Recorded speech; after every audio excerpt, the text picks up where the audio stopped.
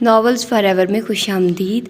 Novel منیارم جس کی writer ہے ماہا گل، اس کی آج یہ 17ویں قسط ہے اور ہو سکتا ہے کہ یہ سیکنڈ لاسٹ قسط بھی ہو، لیکن کچھ کہہ نہیں سکتے ہیں۔ تو آئیے جلدی سے سٹارٹ کرتے ہیں آج کے ایپیسوڈ کو۔ آپریشن تھیٹر کا دروازہ کھلنے کی آواز پر بلاش شاہ نے اپنی سرخ انگارہ ہوتی آنکھوں کو اٹھائے باہر آتے ڈاکٹر کو دیکھا تھا۔ شاہ صاحب، گولی آپ کی بیوی کی کمر کو چھو کر گزری تھی۔ خون بہہ جانے اور شوق کی وجہ سے وہ بے ہوش ہو گئی تھی۔ اب ان کی کنڈیشن پہلے سے بہتر ہے، انہیں ابھی روم میں شفٹ کر دیا جائے گا تو آپ ان سے مل سکتے ہیں، ڈاکٹر نے پروفیشنل انداز میں کہتے قدم آگے بڑھائے تھے۔ جبکہ صبغہ کے صحیح سلامت ہونے کا سنتے بلاج کو اپنی روح میں سکون اترتا محسوس ہوا تھا۔ کچھ یاد آنے پر وہ سرر سے پلٹا تھا۔ آئس سوریا کو لے کر آیا تھا، اس کے سر پر چوٹ آئی تھی، آئس بھی زخمی تھا۔ اب صبغہ سے ملنے سے پہلے وہ آئس خان سے ملنے کی غرض سے اس ڈاکٹر کے آفس کے باہر آیا تھا جس نے آئس خان کو حوریہ کی کنڈیشن بتانے کے لیے بلایا تھا۔ کچھ دیر تو وہ آئس کے باہر آنے کا انتظار کرتا رہا، مگر پھر خود ہی دروازہ نوک کرتے اندر داخل ہو گیا۔ سامنے ڈاکٹرز کو رپورٹس دیکھتے اور آئس خان کو بے چینی سے ٹانگ چلاتے دیکھ وہ آئس خان کے ساتھ والی چیئر پر بیٹھتے آئس کی جانب متوجہ ہوا تھا۔ ویسے جو حال تم نے میرے چہرے کا کیا تھا، اس کے بعد تمہارا حال پوچھنا بنتا تو نہیں، لیکن پھر بھی پوچھ رہا ہوں۔ زیادہ تو نہیں لگی؟ ٹھیک تو لگ رہے ہو، لیکن پھر بھی ٹھیک ہو نا؟ کونی کرسی کے بازو پر ٹکائے سر آئس خان کی جانب جھکائے سرگوشی نما لہجے میں کہا تو آئس خان نے مٹھیاں بھینجتے گھور کر بلاش شاہ کو دیکھا تھا۔ دیکھیے مسٹر آئس خان، آپ کی بیوی کو جو بھی انجریز آئی ہیں وہ ایکسٹرنل ہیں۔ ان کے جسم پر سر اور ماتھے کے علاوہ کہیں بھی انٹرنل یا ایکسٹرنل اور کوئی چوٹ کا نشان نہیں ہے۔ ماتھے پر لگنے والی چوٹ اتنی خطرناک نہیں ہے جتنی سر کے پچھلے حصے پر لگنے والی، اور اوپر سے اتنی زیادہ بلیڈنگ۔ ہم نے ٹریٹمنٹ کر دی ہے لیکن وہ ابھی تک ہوش میں نہیں آ رہی۔ کچھ ٹیسٹ بھی کروائے ہیں جن کے مطابق اگر وہ کچھ اور گھنٹے ہوش میں نہ آئی تو کوما میں بھی جا سکتے ہیں۔ مس حوریہ کا دماغ ایک ہی جگہ سٹک ہو گیا ہے، وہ خود کو اس وقت سے شاید باہر نہیں نکال پا رہی جب یہ حادثہ ہوا۔ وہ مینٹلی طور پر شاید کسی دباؤ کا شکار ہے، ان کا دماغ کوئی بھی امپروومنٹ شو نہیں کر رہا۔ ہم اپنی ہر ممکن کوشش کر رہے ہیں، ایک بار وہ ہوش میں آ جائے تو انشاءاللہ وہ بہت جلد ریکور کر جائیں گی۔ فائل بند کرتے پروفیشنل لہجے میں کہتا وہ آئس خان کے پیروں سے زمین کھینچ چکا تھا، جبکہ بلاش شاہ سرخ پڑتی آنکھوں سے ڈاکٹر کی بات سنتے جھٹکے سے اپنی جگہ سے اٹھتے دونوں ہاتھ ٹیبل پر رکھتے آگے کو جھکا تھا۔ کیا مطلب ہے آپ کا؟ اگر وہ ہوش میں نہ آئی تو کیا وہ ٹھیک نہیں ہوگی؟ ایسے کیسے وہ کوما میں جا سکتی ہے؟ کس بات کے ڈاکٹر ہیں آپ کے؟ ایک ایسے انسان کو بھی نہیں ٹھیک کر پا رہے جسے صرف سر پر چوٹ لگی ہو؟ چوٹ گہری ہوگی، زیادہ بلیڈنگ ہو گئی تو ہم خون کا ارینج کر سکتے ہیں نا، جتنا خون بہا ہے اس سے زیادہ اسے لگا دیں گے۔ چوٹ لگی ہے نا تو اچھے سے سٹیچز لگائیں، وہ سب کریں جو کرنا چاہیے، لیکن اسے بچاؤ ڈاکٹر، اگر تم خود بھی بچے رہنا چاہتے ہو۔ اگر وہ کوما میں گئی تو میں تمہیں تمہاری ٹیم سمیت ہسپتال میں بھیج دوں گا، سمجھے تم؟ سیاہ گہری آنکھوں میں آگ سے تپش لیا گھرا کر کہتا وہ ڈاکٹر کے اوسان خطا کر چکا تھا۔ اور تم خان صدمے سے باہر آؤ، سن نہیں رہے کہ وہ مینٹلی طور پر کسی دباؤ کا شکار ہے؟ اس ڈاکٹر نے نہیں سنی کہ وہ ہوش میں نہ آئی تو کوما میں بھی جا سکتی ہے۔ آئس خان کی جانب جھکتے دبے دبے لہجے میں چلا کر کہتے بلاش شاہ کا بس نہیں چل رہا تھا کہ سب کچھ تہس نہس کر ڈالے۔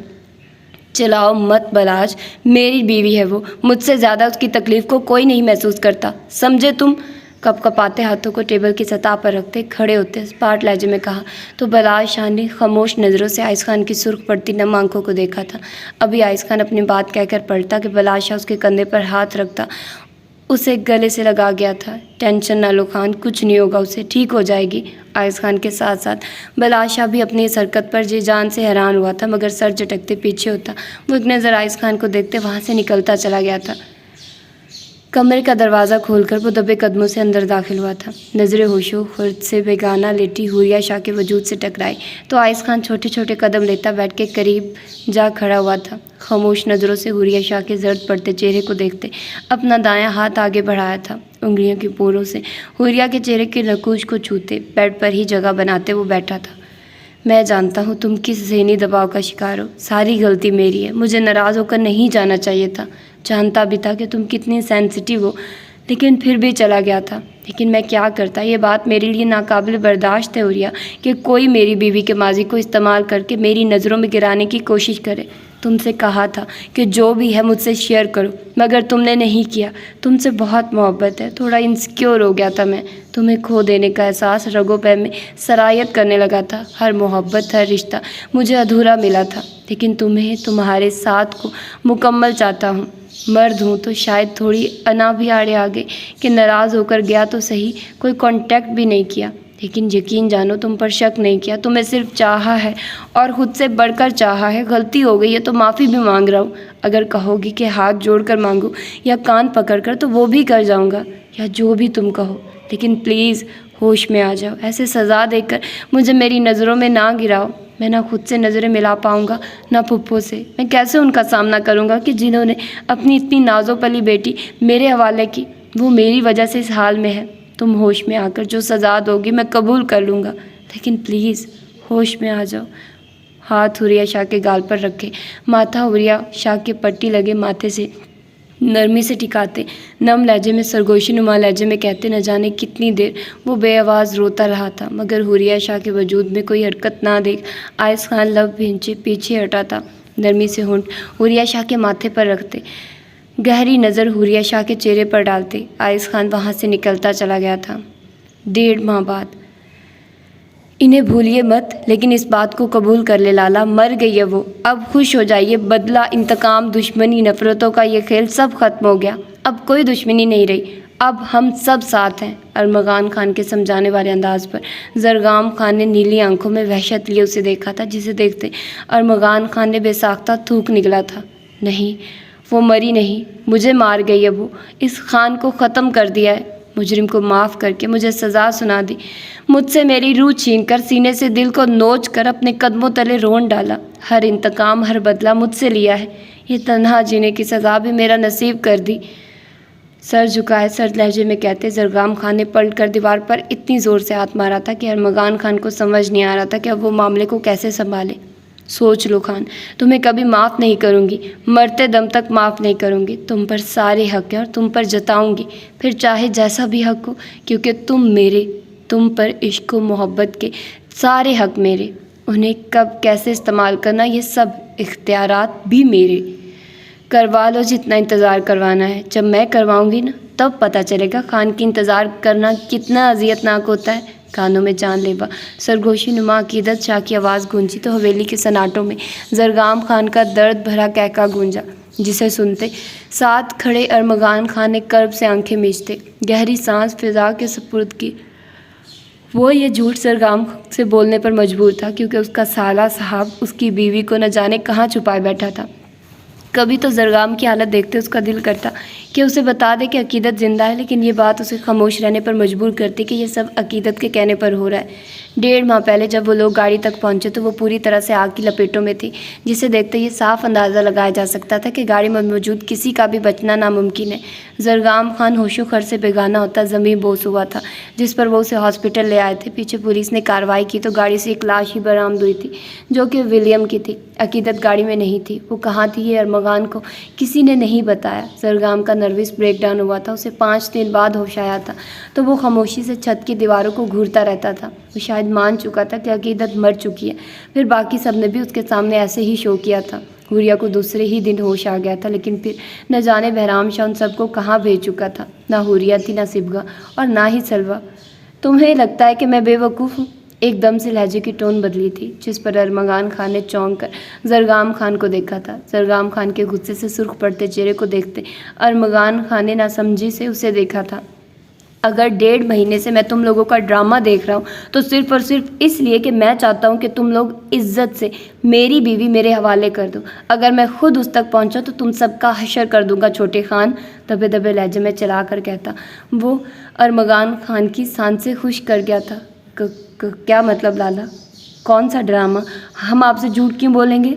ہیزل ہنی آنکھوں اور پٹھانی نقوش والے چہرے پر دنیا جہاں کی معصومیت سجاتے جواب دیا تو زرگام خان نے گھور کر اسے دیکھا تھا۔ میری بیوی مر گئی، تم لوگوں نے اسے دفنا بھی دیا، لیکن میرا انتظار نہیں کیا کہ میں اس کے جنازے میں شامل ہو جاؤں۔ اسے دفنا کر تم لوگ دوبارہ اس کی قبر پر جانا بھی بھول گئے۔ اس پر جان چھڑکنے والا بھائی اپنی بہن کے مرنے کے کچھ دن بعد ہی ہاسپٹل جا کر بیٹھ گیا۔ ایک بار بھی اپنی بہن کی قبر پر جانے کی توفیق نہیں ہوئی۔ چلو بھائی کو چھوڑو، اس کی بہن اور ماں کا بھی دل نہیں کیا ہوگا۔ چلو مان لیا کہ مرنے والی تو مر گئی، قبر پر جا کر کیا کرنا؟ اور میرے علاوہ داجی کو بھی بتا دیتے کہ ان کی نواسی مر چکی ہے، تاکہ وہ بھی جا کر اس کی قبر پر فاتح پڑھاتے۔ لیکن تم لوگوں کو میں اتنا بے وقوف لگتا ہوں؟ کیا میں نہیں جانتا کہ پولیس کو وہاں سے ایک ہی لاش ملی تھی؟ تم لوگوں کو کیا لگتا ہے تم لوگ یہ بات نہیں بتاؤ گے تو میں جان نہیں سکوں گا؟ اور اب جاؤ اپنے سالے کے پاس اور اس سے کہو کہ زرگام خان کہہ رہا ہے کہ میری بیوی جلد از جلد میرے حوالے کر دے۔ صوفے سے اپنی اجرک اٹھا کر کندھوں پر ڈالتے سرد لہجے میں ایک ایک لفظ چبا کر کہا تو ارمغان خان کا سر مکانکی انداز میں ہلا تھا، دل میں خود کو 200 کوستے قدم باہر کی جانب بڑھائے تھے۔ تم جانتے ہو نا عقیدت کون ہے اور اپنے بہن بھائیوں کو لے کر کتنی جذباتی ہے؟ تمہیں یہ جھوٹی خبر نہیں بھیجنی چاہیے تھی۔ بہرام شاہ نے دونوں بازو ٹیبل کی سطح پر ٹکاتے تعصب سے سر ہلاتے ہوئے کہا تھا، ایک باغی شہید کی بیٹی، ایک مسیحا کی بہن، مجرموں کا زوال، دشمنی اور نفرت چٹانے والی، گھوڑے پر سوار ہو کر اپنے خوابوں کے جہان جانے والی، انصاف کی راہ میں مر مٹنے والی۔ بہرام شاہ نے سر جھٹکتے اپنی بات ہی مکمل کی تھی کہ دھاڑ کی آواز سے آفس کا دروازہ کھلا۔ جب اتنا کچھ جانتے ہو تو ہمت بھی کیسے کی ذلیل انسان میری بہن کو چھونے کی؟ آفس کے روم میں عقیدت شاہ کی دھاڑ کے ساتھ گولی کی آواز گونجی تو سامنے بیٹھے شخص نے پھٹی پھٹی آنکھوں سے بلال شاہ کے بازو سے بھل بھل بہتے خون کو دیکھا، جبکہ اس اچانک نازل ہونے والی افتاد پر وہ حق دقسا کبھی اپنے جان سے عزیز بھائی کو بازو پکڑے درد سے کراہتے دیکھ رہا تھا اور کبھی چہرے پر خون خوار تاثرات سجائے کھڑی اپنی بچپن کی دوست ہمراز عقیدت شاہ کو، جبکہ گولی چلنے کی آواز پر باہر افراتفری مچ چکی تھی۔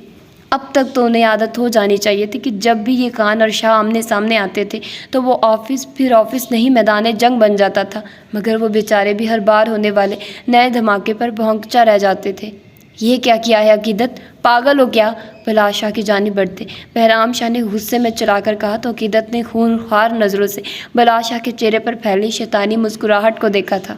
کہا تھا نا کہ بلال شاہ خود چل کر نہیں جاتا، لوگ اس تک خود آتے ہیں، کیونکہ وہ انہیں خود تک آنے پر مجبور کرنا بہت اچھے سے جانتا ہے۔ تو میں یہاں چچی کی برتھ ڈے کے لیے بلانا تھا، بس پھر یہ کام بلال شاہ کے دائیں ہاتھ کا کھیل تھا۔ بازو پر بایاں ہاتھ سختی سے جمائے شوخ لہجے میں کہا تو عقیدت کا دل کیا آگے بڑھ کر بلال شاہ کا سر پھاڑ دے۔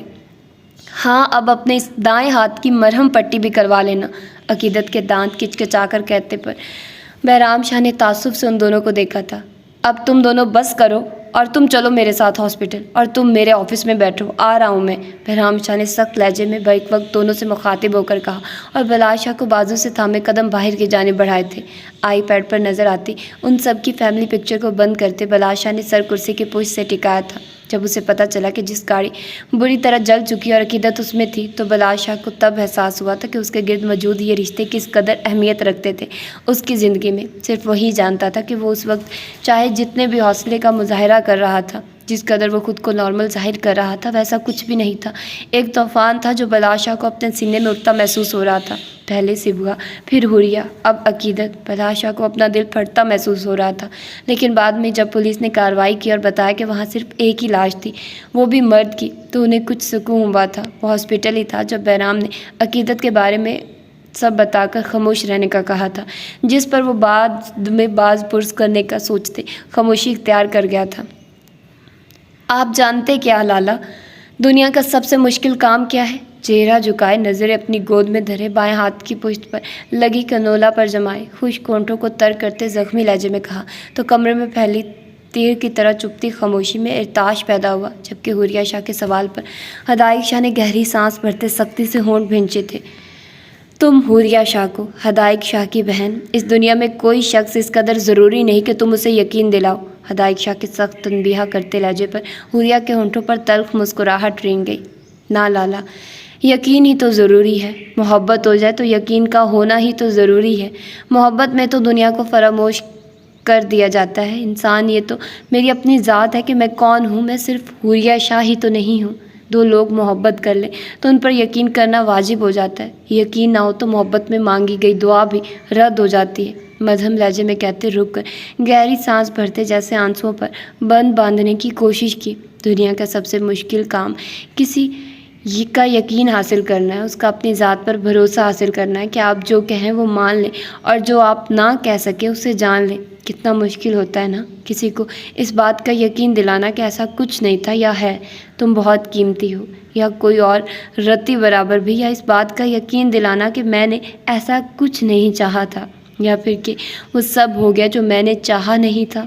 اس بات کا یقین دلانا کہ نہ دل میں کھوٹ تھی نہ ہی نیت میں، اسے یہ کہنا کہ تم سے پہلے سب سیراب تھا لیکن اس سیراب کا پیچھا نہیں کیا تھا، تم حقیقت ہو اور حقیقت سے بڑھ کر کچھ نہیں، یا اسے یہ کہنا کہ اس پہاڑ نم لہجے میں روانی میں کہتے ہونٹ لرزے تو اپنے کمزور پڑنے پر بے بسی سے آنکھیں میچی تو گرم سیال آنکھوں سے بہتا چہرے کو تر کر گیا، جبکہ سامنے صوفے پر بیٹھے ہدایق شاہ نے غم و غصے سے بری طرح پہلو بدلا تھا۔ آج ہی اسے ہوش آیا تھا اور اس نے رائے سے ملنے سے انکار کرتے ہدایق شاہ کو بلایا تھا، اور اب وہ ایسی باتیں کرتی ہدایق شاہ کے دل کو تکلیف پہنچا رہی تھی۔ سر اٹھا کر سرخ نیلی خون چھلکاتی آنکھوں سے حوریہ شاہ کے کپ کپاتے وجود کو دیکھتے وہ جھٹکے سے اٹھتا، دروازے کی جانب بڑھا کہ حوریہ کے اگلے لفظوں پر اپنی جگہ منجمد ہو گیا۔ لیکن وہ یقین نہ کرے، لیکن کردار پر شک نہ کرے۔ ہمیں بد اس سے پہلے حوریہ شاہ اپنی بات مکمل کرتی کہ ہدایق شاہ آج آئز خان اور بلا شاہ کو جان سے مار دینے کا ارادہ کرتا کہ ان دونوں کی وجہ سے اس کی بہن اتنی اذیت سے گزر رہی تھی۔ جھٹکے سے دروازہ کھولتے وہاں سے نکلتا کہ حوریہ شاہ کی آواز پر پلٹا تھا، مجھے یہاں نہیں رہنا لالا، مجھے یہاں سے کہیں بھیج دیں، میں فی الحال ان سب سے چیزوں سے فرار چاہتی ہوں۔ آپ اگر آئس یا بلا سے کچھ کہنے جا رہے تھے تو اس کی ضرورت نہیں، پہلے ہی سب بہت مشکل سے ٹھیک ہوا ہے، میں بس ابھی کسی کا سامنا نہیں کرنا چاہتی۔ کرسٹل گرے آنکھوں کو ہدایق شاہ کے سرخ پڑتے چہرے پر ٹکایا جواب دیا تو ہدایق شاہ نے سرس بات میں ہلایا تھا۔ بلاش شاہ اپنی شرٹ کے کف فولڈ کرتا تیزی سے سیڑھیاں اترتے لاؤنج میں آیا تھا کہ تبھی باہر سے ہدایق اور آئس خان آتے ہوئے دکھائی دیے تھے۔ بہرام سے بات منوانے کے اور ہزار راستے تھے، اس میں امتثال کو شامل کرنے کی ضرورت نہیں تھی۔ آئس میں نے بلاش شاہ کے سامنے آتے سنجیدہ لہجے میں کہا تو بلاش شاہ نے کوفت سے کندھے اچکاتے گہری سانس لی تھی۔ وہ میرا بھائی ہے اور میں اسے بہت اچھے سے جانتا ہوں، ہم چاہے یہاں الٹے لیٹ کے اس ناگن ڈانس کر کے بھی دکھا دیں گے نا، تب بھی وہ ہماری بات نہیں مانے گا۔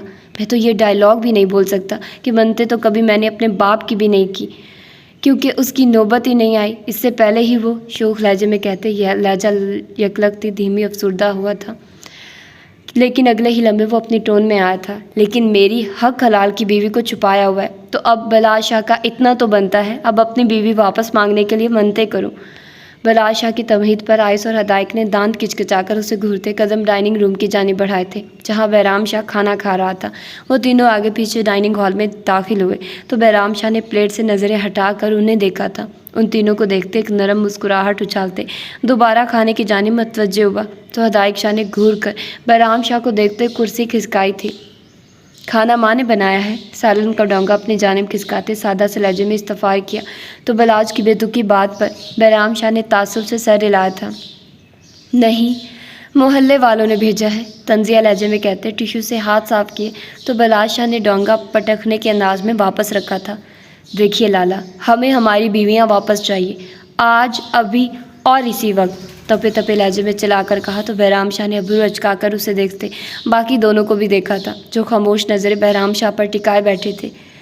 بلاج کا تو بنتا ہے کہ صبغہ اسے چھوڑ جائے، لیکن میری بیوی کیوں چھوڑ کر گئی ہے مجھے کس بات کی سزا دے رہے ہو تم، جبکہ میں اپنی غلطی تک نہیں جانتا۔ ہدایق شاہ نے مٹھیاں بھیجتے استفسار کیا تو بہرام شاہ ان تینوں کو سنجیدہ نظروں سے دیکھتے پیچھے کو ہوتے کمر کرسی کی پشت سے ٹکا گیا۔ صبغہ کا کہنا ہے کہ وہ بلاج کی شکل کچھ مہینوں تک نہیں دیکھنا چاہتی، کیونکہ اگر وہ مزید اس سڑے ہوئے بدمزاج شخص کے ساتھ رہی تو اپنا ذہنی توازن کھو بیٹھے گی۔ یہ تھے تمہاری بیوی کے الفاظ، انگلی سے بلاج شاہ کی جانب اشارے کرتے ہوئے کہا تو بلاج شاہ نے اپنی اتنی سرعام تعریف پر مٹھیاں بھینچی تھی۔ اور ڈاکٹر صاحب، آپ کی بیوی کا کہنا تھا کہ ڈاکٹر صاحب سے کہو کہ دل لگا کر اپنی ڈاکٹری کا کام کرے، بیوی چاہے جائے بھاڑ میں۔ اگر آپ اپنے ہاسپٹل کو کسی دوسرے ڈاکٹرز کے حوالے کر کے اپنی بیوی کے لیے وہاں پہنچ جاتے تو ضرور پیچھے ہاسپٹل میں قیامت آ جانی تھی۔ اس لیے وہ نہیں چاہتے کہ آپ جناب اپنے ہاسپٹل سے غفلت برتیں، اور ہو سکے تو اپنے رہنے کا انتظام بھی وہیں کر لیں، تو شاید وہ واپس آنے کا کچھ سوچے۔ اور رہے آخر میں آپ خان صاحب، تو آپ کی بیوی نے کوئی پیغام دینا بھی ضروری نہیں سمجھا۔ اپنی بات کہہ کر ایک نظر تینوں کی شکلوں پر ڈالتے کرسی سے اٹھا تھا۔ یہ بھی بتا دے کہ میری بیوی نے کیا پیغام دیا ہے؟ ارمغان خان کی شکوہ کن آواز پر بہرام سمیت ان تینوں نے پلٹ کر اسے دیکھا تھا جو منہ پھلائے وہاں آتا کرسی گھسیٹ کر بیٹھا تھا۔ تمہاری بیوی کا کہنا ہے کہ تم شادی کے بعد اسے کہیں گھمانے نہیں لے کر گئے۔ اب اس کی بہنیں جا رہی ہیں تو اس کا بھی فرض بنتا ہے کہ وہ اس گرلز ٹائم کو اچھے سے انجوائے کرے۔ بہرام شاہ کے کندھے اچکا کر کہنے پر بلاش شاہ نے گھور کر اسے دیکھا تھا۔ اور اب آپ بھی شاہ صاحب اپنی بیوی کا پیغام سن لیں۔ ان کا کہنا ہے کہ جب تک آپ شرافت سے ہم سب کو ہماری بیویوں کے بارے میں بتا نہیں دیتے وہ بھی گھر واپس نہیں آنے والی۔ اب آپ اگر خان حویلی جائیں گے انہیں لینے جہاں وہ صبح سے گئی ہیں تو وہ آپ کو وہاں نہیں ملے گی، اور آپ اسے ڈھونڈ بھی نہیں سکتے کیونکہ وہ اپنی مرضی سے چھپی ہے، اور میری بہن تب تک سامنے نہیں آئے گی جب تک آپ ہمیں حوریہ لوگوں کے بارے میں بتا نہیں دیتے کہ وہ کہاں ہے۔ آئس خان نے ایک ایک لفظ پر زور دے کر کہا تو بہرام شاہ نے ہونٹ بھینچتے اسے دیکھا تھا اور پھر گہری سانس بھرتے سر جھٹکا تھا۔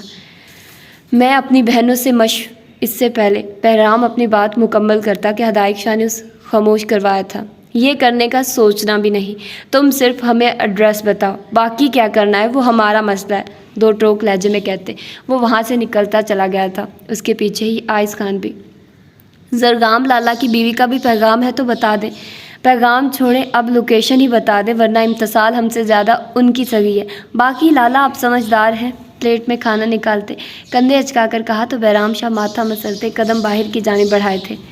تمہارے پاس نیٹ ہے تو ہاٹ اسپاٹ دینا، بلاش شاہ نے موبائل پر انگلیاں چلاتے سادہ سے لہجے میں کہا تو ارمغان خان نے سرس بات میں ہلایا تھا۔ آ گئے اوقات پر۔ ارمغان خان کی بات پر بلاش شاہ کا پانی کے گلاس کی جانب بڑھتا ہاتھ ساکت ہوا تھا۔ وہ ارمغان خان سے اس قدر بدتمیزی کی توقع نہیں کر سکتا تھا، جبکہ بلاش شاہ کی نظریں محسوس کرتے ارمغان خان نے اس کی جانب دیکھا تھا اور پھر بات سمجھ آنے پر کھسیانی سی ہنستے نفی میں ہلایا تھا۔ نہیں لالا، جو آپ سمجھ رہے وہ نہیں۔ ڈیوائس کا نام ایسے سیو کیا۔ ارمغان خان کی بات پر بلاش شاہ نے تعصب سے سر جھٹکا تھا۔ پاس ورڈ تو بتاؤ چھوٹے خان، فضول لوگ دور رہیں۔ بلاش شاہ کی جھنجھلائی آواز پر بریانی کا چمچ میں منہ رکھتے جواب دیا تو بلاش شاہ کو تو مانو دماغ ہی گھوم گیا تھا، خود پر ضبط کرتے جھٹکے سے اپنی جگہ سے اٹھا تھا۔ لالا یہ پاس ورڈ تھا۔ بلاش شاہ کو کھڑے ہوتے باہر کی جانب بڑھتے دیکھ پیچھے سے آواز لگاتے ہوئے کہا تو بلاش شاہ نے پلٹ کر گور کر ارمغان خان کو دیکھا تھا۔ اپنی حرکتوں سے باز آ جاؤ چھوٹے خان، اور یہ فضول پاس ورڈ اور ڈیوائس نیم چینج کرو، سخت لہجے میں کہتے وہ باہر کی جانب بڑھا تھا۔ دوسری جانب اپنے روم میں بیٹھے بہرام شاہ کو اگر پتہ ہوتا کہ اس کی بیوی داجی سے ملنے جانے کے بہانے یہ سب کرنے والی ہے تو وہ اسے روم سے بھی نہ نکلنے دیتا، لیکن خیر اپنی بیوی سے بعد میں نمٹنے کا سوچتے وہ موبائل نکالتے ان سب کو ایڈریس سینڈ کرنے لگا تھا۔ اپنے موبائلز پر ہوتی میسج کی رنگ پر ان سب نے سرس سے بہرام شاہ کا میسج دیکھا تھا اور وہاں لکھی لوکیشن کو دیکھتے ان سب کے ہونٹوں پر مسکراہٹ رنگی تھی۔ 1.5 ماہ پہلے نیلے آسمان پر شام کی سیاہی دور تک پھیلتی چلی جا رہی تھی۔ موت سے سکتے میں گولیوں کی آواز گونجی تو ولیم کے ساتھ گھسیٹنے کے انداز میں پیچھے کی جانب قدم لیتے عقیدت بری طرح پھڑپھڑا کر خود کو ولیم کی گرفت سے آزاد کروانا چاہا تھا۔ ڈونٹ یو ڈیئر عقیدت، ورنہ میں تو مروں گا، ساتھ تمہیں بھی لے مروں گا، دبے دبے لہجے میں چلا کر کہتے دروازے سے باہر نکلتے ہدایت اور زرگام کو دیکھتے ولیم نے بے ساختہ گرفت سخت کی تھی۔ تمہیں وہ چہرہ پسند تھا، میں نے وہ چہرہ لے لیا، میں نے اپنی شناخت ختم کر لی، تمہارے لیے میں یہاں تک آیا، تمہارے لیے میں نے یہ سب پلان کیا، تم نے پہلے بھی مجھے چھوڑ دیا، اب بھی چھوڑ رہی ہو، لیکن اس بار ایسے نہیں ہوگا۔ عقیدت کو بازو سے تھامتے گاڑی میں دھکا دیتے خود بھی سوار ہوتے ہوئے کہا تو عقیدت نے سختی سے آنکھیں میچ کر کھولی تھی۔ تم اس کی شکل لے سکتے ہو، اس کی روح اور اس کا کردار نہیں۔ تم چاہے میرے لیے چاند پر بھی چلے جاؤ ولیم، مجھے تم سے کبھی محبت نہیں ہوگی، نہ میں تب تمہاری تھی نہ اب۔ مجھے صرف اور صرف اپنے شوہر سے محبت ہے۔ تم مجھے مارنے کی دھمکی دے رہے ہو تو سن لو کہ زرگام خان کے بغیر میں ویسے بھی کبھی جی نہیں سکوں گی۔ وہ شخص نہ صرف میرا شوہر ہے، بلکہ میرے ہونے والے بچے کا باپ بھی ہے، اور شاید یہ بات ان لوگوں نے تمہیں نہیں بتائی۔ عقیدت شاہ کے سنجیدہ سپاٹ لہجے پر ولیم نے خالی خالی نظروں سے اسے دیکھا تھا، اور پھر عقیدت نہیں جانتی تھی کہ کس لمحے اس نے گاڑی کا دروازہ کھولتے اسے ایک جھٹکے میں باہر کی جانب دھکا دیا تھا کہ وہ کہیں قدم دور تک جا گری تھی۔ پورا وجود درد کی ٹھیسوں سے بلبلا اٹھا تھا، سبز نگینوں سی آنکھیں تاریکی میں ڈوبتی جا رہی تھی۔ ایک دم سے دھماکہ نما تیز آواز پر وجود میں جنبش ہوئی تو آنکھیں کھولنے کی صحیح بھی کی تھی، مگر ذہن اندھیرے میں ڈوبتا چلا گیا تھا۔ نظریں کمرے کی چھت پر ٹکائے وہ خاموش نظروں سے اسے گھورنے میں مصروف تھی۔ ہوش سنبھالتے جو چیز اس نے محسوس کی تھی وہ تھا اپنے وجود کا خالی پن۔ جو احساس وہ کچھ دن سے محسوس کر رہی تھی اسے محسوس نہیں کر پا رہی تھی، اور پھر کمرے میں ڈرپ اتارنے کی غرض سے آئی نرس اس کے شک کو یقین میں بدل چکی تھی۔ سبز آنکھوں کے کناروں سے کہیں آنسو پلکوں کی باڑ توڑ کر تکیے میں جذب ہوئے تھے۔ نہ جانے کتنا ہی وقت گزرا تھا کہ حلیمہ بیگم کمرے کا دروازہ کھولتے اندر داخل ہوئی تھی۔ عقیدت جو خاموش نظروں سے چھت کو گھورتے دیکھ وہ اپنی نم آنکھیں صاف کرتی بیڈ کے قریب کرسی گھسیٹ کر بیٹھی تھی۔ زرگام کہاں ہے ماں؟ عقیدت کی سپاٹ آواز پر حلیمہ بیگم تڑپ کر اپنی جگہ سے اٹھتی، اس کے دونوں ہاتھ تھامتی اس کے اوپر جھکی تھی۔ ٹھیک ہے وہ، تم ٹینشن نہ لو، آتا ہے تم سے ملنے، عقیدت کے ماتھے پر نرمی سے ہاتھ پھیرتے جواب دیا تو عقیدت نے خاموش نظروں سے انہیں دیکھا تھا۔ میں نے کہا تھا نا کہ میرا باپ بے قصور ہے، اور عقیدت شاہ ایک دن یہ بات ثابت کر کے رہے گی۔ دیکھیے آج کر دیا، میری زندگی کا مقصد پورا ہو گیا، میں نے آج ایک فوجی کی بیٹی ہونے کا حق ادا کر دیا۔ میرا بہت قیمتی نقصان ہوا ہے، یہ کہتے ہونٹ بری طرح کپکپائے تھے، لیکن باقی کی آنے والی نسل اس دشمنی سے بچ گئی ہے۔ ٹھہر ٹھہر کر کہتی وہ حلیمہ بیگم جو سسکنے پر مجبور کر گئی تھی۔ تبھی انہوں نے عقیدت شاہ کو اپنی آغوش میں لیا تھا۔ مجھے معاف کر دو، میں نے ہمیشہ تمہیں باغی کہا، لیکن یہ ماں کب جانتی تھی کہ اس کی بیٹی اس قدر بہادر اور صبر کرنے والی ہے۔ زرگام کو نہیں بتانا ماں، لالا سے کہیے یا کسی سے بھی، اس کے آنے سے پہلے مجھے یہاں سے کہیں بھیجے۔ وہ اس بات سے بے خبر تھا، لیکن اگر وہ مجھ سے ملنے آیا تو وہ ضرور جان جائے گا، اور میں اسے مزید کوئی تکلیف نہیں دینا چاہتی۔ مقدس بیگم کے ہاتھ تھامتے تیز لہجے میں کہتی وہ حلیمہ بیگم کو حیرت میں مبتلا کر چکی تھی۔ کیسے باتیں کر رہی ہو عقیدت؟ اور زرگام تو ہوش میں نہیں ہے، ہدایق نے منع کیا تھا تمہیں بتانے سے، مگر گاڑی والا جو بھی حادثہ ہوا وہ سمجھ رہا اس میں تم تھی، وہ ابھی کون سا ہوش میں آتا تم سے سوال جواب کرنے آ رہا ہے؟ بے وقوفوں والی باتیں مت کرو، ڈپٹنے والے انداز میں کہتی وہ کرسی پر بیٹھی تھی کہ عقیدت کو اپنی جگہ سے اٹھنے کی کوشش کرتے دیکھ سر نفی میں ہلاتے اس کی جانب بڑھی تھی۔ میں کہہ رہی ہوں نا ماں کہ میں اسے مزید تکلیف نہیں دینا چاہتی، وہ اپنی ماں کی وجہ سے پہلے بہت اذیت میں ہوگا۔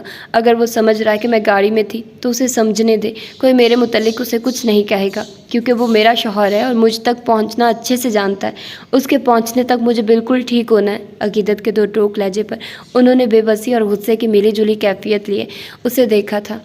جتنا کچھ دیر پہلے تم پر پیار آ رہا تھا اب اتنا ہی غصہ آ رہا ہے، دل کر رہا ہے جوتا اتار لوں اور سیدھا کر دوں تمہیں عقیدت، انتہا کی باغی اور ضدی لڑکی ہو، تان کچکچا کر کہتی وہ دھاڑ کی آواز سے دروازہ بند کرتی باہر نکلی تھی، جبکہ حلیمہ کے غصے پر عقیدت کے ہونٹوں پر ایک لمحے کے لیے مسکراہٹ بکھری تھی۔ حال ویسے بہرام لالا بھی کوئی بہت پہنچی ہوئی چیز ہے، بھلا کوئی سوچ سکتا تھا کہ وہ سب یہاں ہوں گی؟ ارمغان خان کے تعصب بھرے لہجے میں کہنے پر بلاشا نے گردن ترچھی کرتے پیچھے بیٹھے ارمغان خان کو دیکھا تھا۔ پہنچی ہوئی نہیں، میسنی چیز، ہدایق شاہ نے تصحیح کرنے کے انداز میں کہا تو ارمغان خان نے تائیدی انداز میں سر اس بات میں لایا تھا۔ اگر تبصرہ ہو گیا ہو تو نیچے اتر کر گارڈ کو دروازہ کھولنے کا کہہ دو، اگر ہارن دیا تو اندر بیٹھی مخلوقیں ہماری آمد سے باخبر ہو جائیں گی، اور میرے پاس گارڈ کا نمبر نہیں ہے، اس پہنچی ہوئی چیز نے گارڈ بدل دیا ہے، بلاشا کے پھاڑ کھانے والے انداز میں کہنے پر ہدایق نے گھور کر اسے دیکھا تھا۔ کیوں جلتے توے پر بیٹھے ہوئے ہو؟ سب ایک ساتھ جاتے ہیں، یہ مشورہ تمہارا تھا، تمہاری گاڑی میں جانے کی آفر بھی تمہاری تھی، تو اب کیا تکلیف ہو رہی ہے؟ گاڑی اندر لے جانے کی کیا ضرورت؟ گارڈ کو چابی پکڑا دینا، کہنا تھوڑی دیر بعد اندر کر دے، ابھی ایسے ہی جاتے ہیں، بلاشا کو گھورتے ہوئے طنزیہ لہجے میں کہتے گاڑی کا دروازہ کھولتے قدم باہر رکھے تھے، جبکہ بلاشا نے سرخ پڑتے چہرے سے ہدایق شاہ کی پشت کو دیکھا تھا، جبکہ آئس خان مکمل لا تعلقی کا مظاہرہ کرتے کندھے جھکائے باہر نکلا تھا، اور بلاشا کا بس نہیں چل رہا تھا سر دیوار میں مار لے۔ 2.5-3 گھنٹے کے سفر میں 1 منٹ بھی ایسا نہیں تھا جب ہدایق شاہ اور ارمغان خان کی زبان کو بریک لگی ہو۔ ایک تو وہ سارے رستے کھاتے آئے تھے اور ساتھ دنیا جہاں کی باتیں کرتے جن کا آغاز کہیں سے بھی ہوتا، اینڈ ارمغان خان کا بہرام شاہ کو بہت پہنچی ہوئی چیز کہنے پر ہوتا اور ہدایق شاہ کا اس کی تصحیح کر کے میسنی چیز کہنے پر ان کی بے تکی باتوں اور ایک ہی ڈائلاگ کو سن سن کر بلال شاہ کو اپنے کانوں کے پردے پھٹتے محسوس ہو رہے تھے۔ اب وہ دل سے ان کے ساتھ کہیں نہ جانے کی توبہ کرتا گاڑی سے اتر کر گیٹ کی جانب بڑھا تھا جو کہ ہدایق شاہ کھلوا چکا تھا۔ فارم ہاؤس کے داخلی دروازے کے قریب آ کر ہدایق شاہ اور ارمغان خان نے پلٹ کر بلال شاہ کو دیکھا تھا جو طنزیہ نظروں سے انہیں دیکھتا قریب آیا تھا۔ کھولا نہیں دروازہ؟ بازو سینے پر باندھتے طنزیہ لہجے میں کہا تو ہدایق شاہ نے آنکھیں گھمائی تھی۔ ٹرائی کرو چھوٹے خان، شاید کھل جائے۔ دونوں بازو پھلا کر کہو کھل جا سم سم، دیکھنا کیسے کھلتا۔ سیاہ گہری آنکھوں میں چمک اور چہرے پر سنجیدگی طاری کیے طنزیہ لہجے میں کہا تو ارمغان خان نے منہ بسورتے قدم پیچھے لیے تھے جس پر بلال شاہ نے دروازے کے سامنے کھڑے ہدایق شاہ کو ابرو اچکا کر دیکھا جیسے کہنا چاہتے ہو آپ بھی، جس پر ہدایق شاہ دانت کچکچاتے سائڈ پر ہوا تھا۔ لیکن اس سے پہلے بلال شاہ آگے بڑھتا کہ خاموشی سے ان تینوں کے ڈرامے دیکھتا آئس خان آگے ہوتے دروازے کے سائڈ پر نصب کچھ بٹنز کو پریس کرتے دروازہ کھول چکا تھا جس پر بلال شاہ کے چہرے کے زاویے پل میں بگڑے تھے جسے دیکھتے ہدایق اور ارمغان خان کا کہکہ بے ساختہ تھا۔ لالا اندر آ کر آپ بھی بازو پھیلا کر ٹرائی کیجیے گا کہ کیوں کیا سم سم۔ ارمغان خان کے شوخ لہجے پر بلال شاہ نے گھور کر اسے دیکھا تھا کہ اگلے ہی لمحے ارمغان خان کی انسی کو بریک لگی تھی۔ وہ چاروں اندر داخل ہوئے تو پہلے چھوٹی سی راہداری تھی جو کہ لاؤنج میں جاتی تھی، ابھی وہ راہداری میں ہی تھے کہ تیز میوزک کے ساتھ ان لوگوں کی باتوں اور کہکوں کی آوازیں سنتے ان چاروں کے چہرے کے تاثرات حد درجے تک سنجیدہ ہوئے تھے۔ قیامت کے دن ان عورتوں کا بھی الگ حساب ہوگا، کیسے شوہروں کو بے آسرا چھوڑے، یہاں پارٹیز کر رہی ہیں، ہماری جان پر بنی ہوئی تھی اور یہاں جاندار کہکے لگ رہے ہیں۔ ارمغان خان کے جلے کٹے لہجے پر ان تینوں نے بیک وقت گھور کر اسے دیکھتے خاموش رہنے کا اشارہ کیا تھا۔ پھر بلال شاہ انہیں خاموشی سے اپنے پیچھے آنے کا اشارہ کرتا آگے بڑھا تھا کیونکہ فارم ہاؤس اس کا اور بہرام کا تو تھا اور وہ اچھے سے جانتا تھا کہ اسے کہاں چھپنا چاہیے۔ وہ لوگ شاید سائڈ پر تھی۔ ان کی آوازوں کے تعاقب میں بلال شاہ نے گردن تھوڑی سے باہر نکالتے انہیں دیکھا تھا اور پھر دوسرے ہاتھ کے اشارے سے ان لوگوں کو دائیں جانب جانے کا اشارہ کیا تھا جس پر وہ تینوں فوراً اس جانب بڑھے تھے، جبکہ ان سب میں صبغہ کو متلاشی نگاہوں سے دیکھتے بلال شاہ بھی اس کے نظر نہ آنے پر آئس لوگوں کی جانب بڑھا تھا۔ اس روم سے لاؤنج واضح نظر آئے گا، کمرے میں داخل ہوتے کھڑکی کی جانب قدم بڑھاتے ہوئے کہا تو ان سب نے سر اس بات میں ہلائے تھے۔ کھڑکی کا پرد تھوڑا سا کھولتے بلال شاہ نے باہر جھانکا تو نظریں سیدھا اس دشمن جان کے چہرے سے ٹکرائی تھی جو ہاتھ میں ٹرے تھامے ابھی لاؤنج میں داخل ہوئی تھی۔ اب کون سی مووی دیکھنی ہے؟ سلوا شاہ نے صوفے سے کھڑے ہوتے آگے بڑھ کر ٹیبل پر پڑے پیزا باکس سے پیزے کا ٹکڑا اٹھا کر منہ میں رکھتے سوالیہ لہجے میں پوچھا تھا، جبکہ سلوا شاہ کی آواز پر ارمغان خان کا دل اچھل کر حلق میں آیا تھا۔ وہ سب کھڑکی سے ہٹ چکے تھے کہ کہیں ان لوگوں کو شک نہ ہو جائے، لیکن میوزک بند ہونے پر ان لوگوں کی آوازیں واضح طور پر سنائی دے رہی تھیں۔ ٹاپ 10 ہینڈسم ایکٹرز کے نام چٹ پر لکھتے ہیں، پھر سب کا جس کا نام آیا اس کی جو بھی نیو مووی آئی ہوگی وہ دیکھیں گے۔ پلوشہ خان کی میٹھی آواز میں کہے گئے یہ چند الفاظ ہدایق شاہ کو زہر سے بھی برے لگے تھے۔ دانت کچکچاتے پہلو بدلا تھا۔ ہدایق شاہ کو بالکل اندازہ نہیں تھا کہ اس کی معصوم پٹھانی ہر ہینڈسم سیلیبریٹی کو کرش بنا لیتی ہے۔ پھر نام میں بتاؤں گی، اور وہ بھی ہالی ووڈ کے ایکٹرز کے، مجھے وہی ہینڈسم لگتے ہیں۔ حوریہ شاہ کی ضد بھری آواز پر آئس خان نے بری طرح اپنے ہونٹ کچلے تھے۔ نازک سی جان تھی مگر انتہا کی ضدی تھی۔ وہ پہلے بھی اسے باز رہنے کا بول چکا تھا مگر وہ آئس خان کی کوئی بات مان لے، ایسا ہو سکتا ہے بھلا؟ نہیں، کورین بھی ہوں گے، مجھے وہ پسند ہے۔ یار کتنے کیئرنگ اور لونگ ہوتے ہیں، اور ہاٹ تو۔ صبغہ شاہ کی چہکتی آواز پر بلال شاہ نے سختی سے مٹھیاں بھینچی تھی۔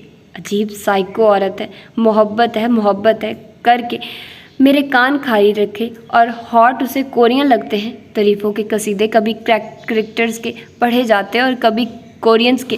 تو مجھ سے محبت طرز کھا کر کی تھی یا اندھی ہو کر؟ اگر مجھے اس عورت سے محبت نہ ہوتی تو قسم سے شوہر کی ہٹ پیچھے دوسرے مردوں کی شان میں قصیدے پڑھنے پر زندہ زمین میں گاڑ دیتا۔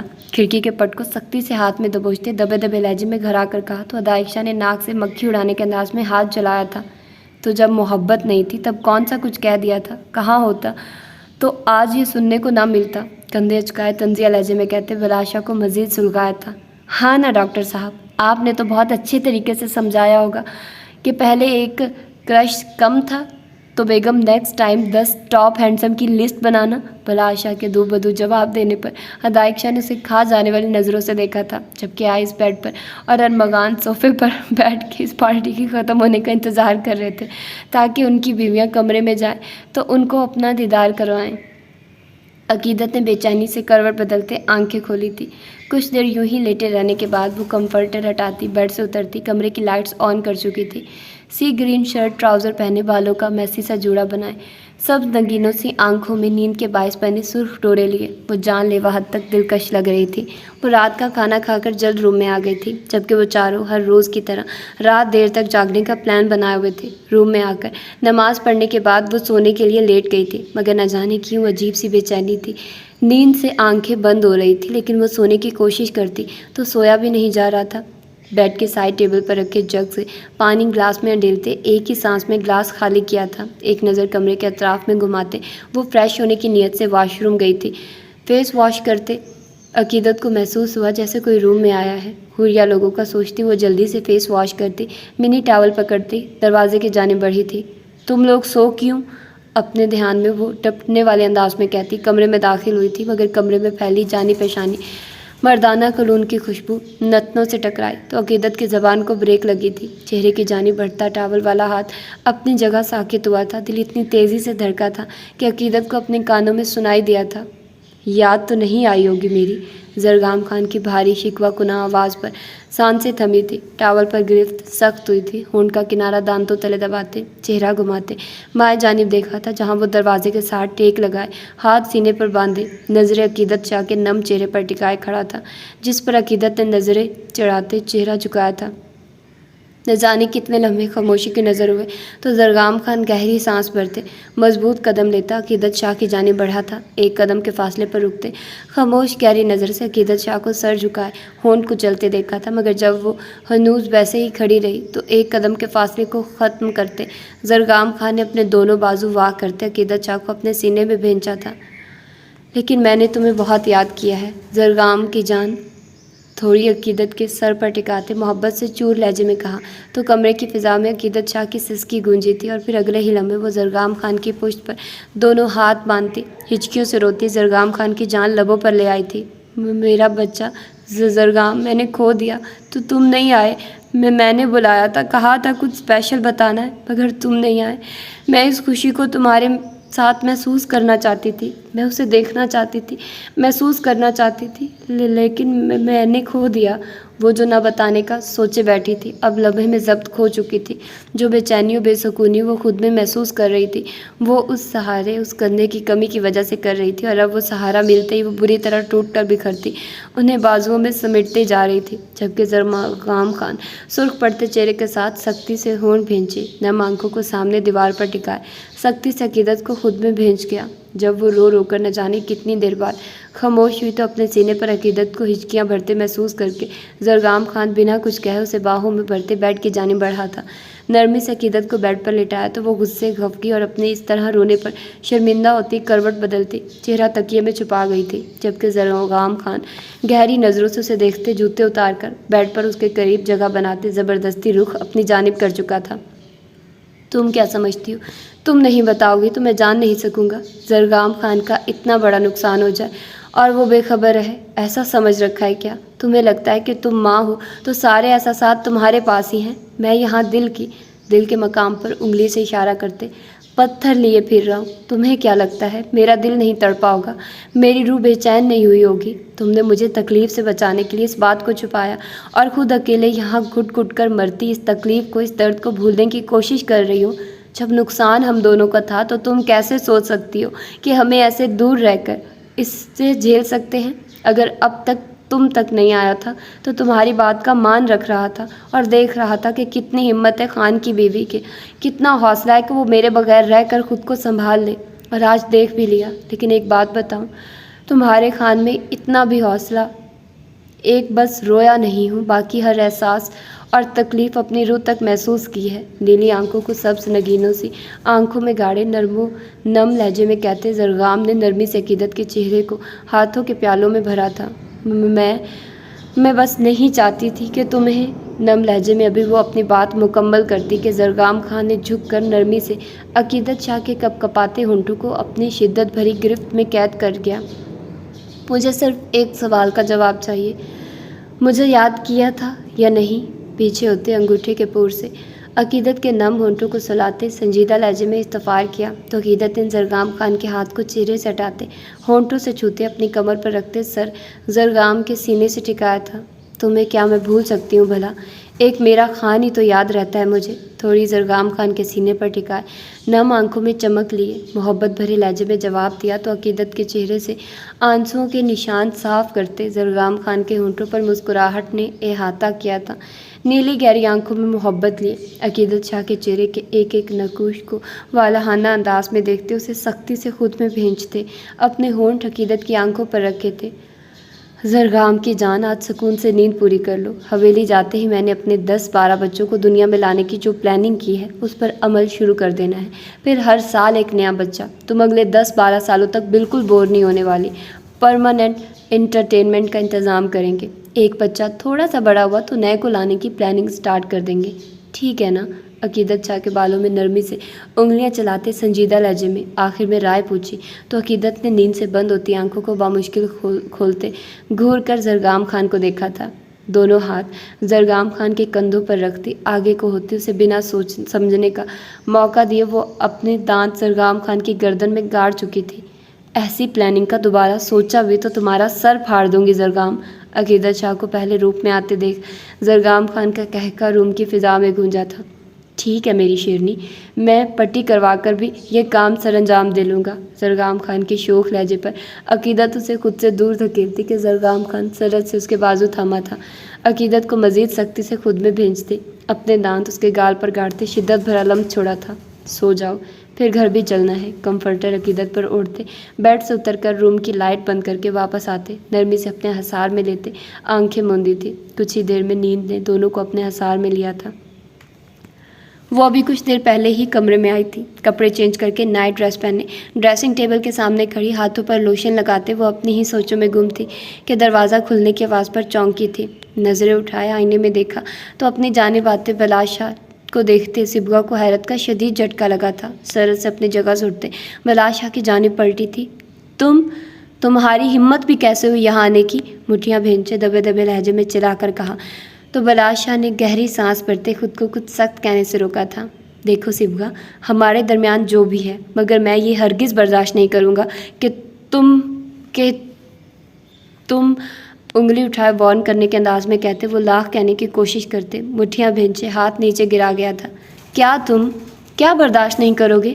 تمہارے کچھ برداشت کرنے کے یہاں کسی کو کوئی فکر یا پرواہ نہیں۔ تمہاری برداشت تمہارا مسئلہ، لیکن فی الحال تم مجھے یہاں برداشت نہیں ہو رہے، نکلو یہاں سے۔ انگلی اٹھائے تیز لہجے میں کہتی وہ بلاش شاہ کے قریب سے گزرتی دروازے کی جانب بڑھی ہی تھی کہ بلاش شاہ چہرے پر سختی لائے پلٹ کر صبغہ کا بازو دبوچتے رخ اپنی جانب کر چکا تھا۔ میں یہاں کوئی فضول کی بحث کرنے نہیں آیا صبغہ، میں لینے آیا ہوں۔ ابھی اور اسی وقت تم میرے ساتھ حویلی چلو گی، دو ٹوک لہجے میں کہتے وہ اسے مزید قریب کرتا کہ صبغہ دونوں ہاتھ بلاش شاہ کے سینے پر رکھتی اس سے دور ہوئی تھی۔ تم نے سوچ بھی کیسے لیا کہ میں تمہارے ساتھ جاؤں گی؟ تم جیسے شخص کے ساتھ میں مر جاؤں گی مگر تمہارے ساتھ نہیں جاؤں گی۔ چلا کر کہتے آنکھیں اور لہجہ بے ساختہ نم ہوا تھا۔ میرے ساتھ جانے سے بہتر مرنا لگ رہا ہے تو پھر کیوں بچایا تھا مجھے؟ کیوں اپنی جان کی پرواہ نہیں کی تھی؟ کیوں منہ اٹھا کر میرے پیچھے آئی تھی؟ 2 قدم کے فاصلے کو سمیٹتے صبغہ شاہ کے سامنے کھڑے ہوتے سخت لہجے میں سوال کیا تو صبغہ نے دانت کچکچا کر اپنے سامنے ڈھیٹ بن کر کھڑے بلاش شاہ کو دیکھا تھا۔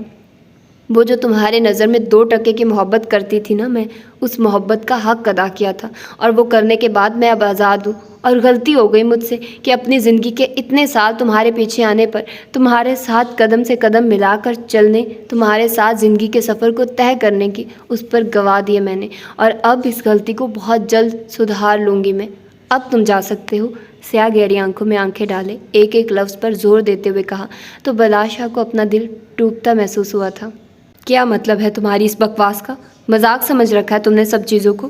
مٹھیاں بھینچتے اپنے اشتعال پر قابو پانے کی کوشش کرتے دبے لبے لہجے میں چلا کر کہا تو صبغہ شاہ نے گہری سانس لیتے کوفت سے آنکھیں گھمائی تھی۔ مذاق تو تم نے بنایا ہے میرا، تمہارے لائق نہیں تھی نا، نفرت کرتے تھے نا مجھ سے، تو اب پھر کس بات کا مسئلہ ہے؟ چھوڑ تو دی ہے تمہاری جان، اور اب مجھ پر رحم کرو، مجھے میرے حال پر چھوڑ دو۔ میری غلطی صرف اتنی تھی کہ میں نے تم سے بے انتہا محبت کی، اور تم نے کیا کیا؟ تم نے میری ذات کو، عزت نفس کو اپنی انا میں رونت ڈالا، میری محبت کی ناقدری کی، اور جو محبت کی ناقدری کرتے ہیں نا، انہیں محبت کبھی معاف نہیں کرتی، نہ ہی میں تمہیں کبھی معاف کروں گی، اور نہ ہی میری محبت۔ بلاشا کا گریبان اپنی مٹھیوں میں سختی سے دبوچتے لہجے میں تپش لیے چلا کر کہا، تو بلاشا نے خاموش نظروں سے سبگا شاہ کے سرخ پڑتے چہرے کو دیکھا تھا۔ شہد رنگ آنکھوں میں نفرت لیے بلاشا کو گھور کر دیکھتی، ایک جھٹکے سے کالر چھوڑتے بلاشا کے سینے پر ہاتھ رکھ کر پلٹی تھی کہ آگے بڑھتے قدم جیسے زمین نے جکڑ لیے تھے۔ تم نے پوچھا تھا نا کہ لا علاج مرض کون سا ہے؟ جان گیا ہوں میں، اور شاید مبتلا بھی ہو گیا ہوں۔ اپنی کلائی کو بلاشا کی گرفت میں محسوس کرتے ابھی وہ کچھ سخت سناتی کہ بلاشا کی بھاری آواز پر حیرت زدہ ہوتی پلٹی تھی، مگر نظریں اپنی کلائی کو تھامے زمین پر گھٹنوں کے بل بیٹھے بلاشا کو دیکھتے وہ حق دق سی رہ گئی تھی۔ میں نے بہت کوشش کی، ہر ممکن طریقے سے تمہیں خود سے دور کرنے اور تمہاری ضدی محبت کی تپش سے بچنے کی کوشش کی، لیکن میں نہیں بچ سکا۔ میرا پورا وجود اس کی لپیٹ میں آ چکا ہے، شاید میں کبھی جان بھی نہ پاتا اگر اس دن تمہیں کھو دینے کا ڈر میرے رگوں پہ میں سرایت نہ کر جاتا۔ نظریں سبگا شاہ کے چہرے پر ٹکائے بھاری لہجے میں کہتے وہ ہنوز کلائی تھامے کھڑا ہوا تھا، انا ہوتی تو یا نہیں آتا، اور اگر دل کے کسی کونے میں رضامند نہ ہوتا تو کبھی نکاح نہ کرتا، اور تب تو کبھی نہیں جب جان گیا تھا کہ وہ سب ڈرامہ تھا۔ اتنے دن تم نظروں کے سامنے نہیں تھی تو ہر منظر ادھورا تھا، ہر رات بے چینی لی اور ہر دن بے سکونی کے آثار میں گزرا۔ تم نے محبت کی تھی مجھ سے سبگا، بد دعا دی تھی کہ بلاشا کو تم سے عشق ہو جائے، ہو گیا ہے عشق، اب کیا کروں؟ آنکھوں میں محبت کا جہاں سمائے بھاری لہجے لیے کہا تو سبگا نے ہونٹ کا کنارہ دانتوں تلے دباتے نظریں بلاشا کے چہرے سے ہٹائی تھی۔ میرے لیے یہ سب اب معنی نہیں رکھتا، میں وہی بلاشا ہوں جو دنیا کو اپنے جوتے کی نوک پر رکھتا تھا مگر آج ساری انا بھلائے عشق کے آگے گھٹنے ٹیک گیا۔ میں وہی بلاشا ہوں جس کے لیے اس دنیا میں ایسا کیا نہیں جسے وہ چاہے اور حاصل نہ کر سکے۔ لیکن وہ سر لہجے میں کہتا لمحے کو رکا تھا، انابی ہونٹ سختی سے انابی ہونٹ آپس میں پیوست کیے تھے۔ لیکن میں ہی ہوں وہ بلاشا جو آج تک اس ایک احساس کو کبھی محسوس نہیں کر سکا کہ جسے چاہو وہ حاصل ہو جائے تو کیسا محسوس ہوتا ہے، جس شخص کے ساتھ کی خواہش کرو اور وہ خواہش پوری ہو جائے تو سانسیں کیسے چلتی ہیں، سینے میں دھڑکتا دل کیسے شور مچاتا ہے، کیسے انسان خود کو ہواؤں میں اڑتا ہوا محسوس کرتا ہے۔ میرا دل کبھی ان احساسات سے نہیں گزرا، تو اسی لیے سینے میں دھڑکتے دل کو پتھر کر لیا تھا بلاشا نے۔ نہ کوئی خواہش تھی، نہ ہی کسی احساس کو محسوس کرنے کی چاہت۔ وہ سن تو رکھا ہوگا نا تم نے کہ ہم تو بس خواہش کا مرجانہ مانگتے ہیں، لیکن تم نے مجھے مجبور کیا سبگا بلاشا کہ میں تمہیں چاہوں۔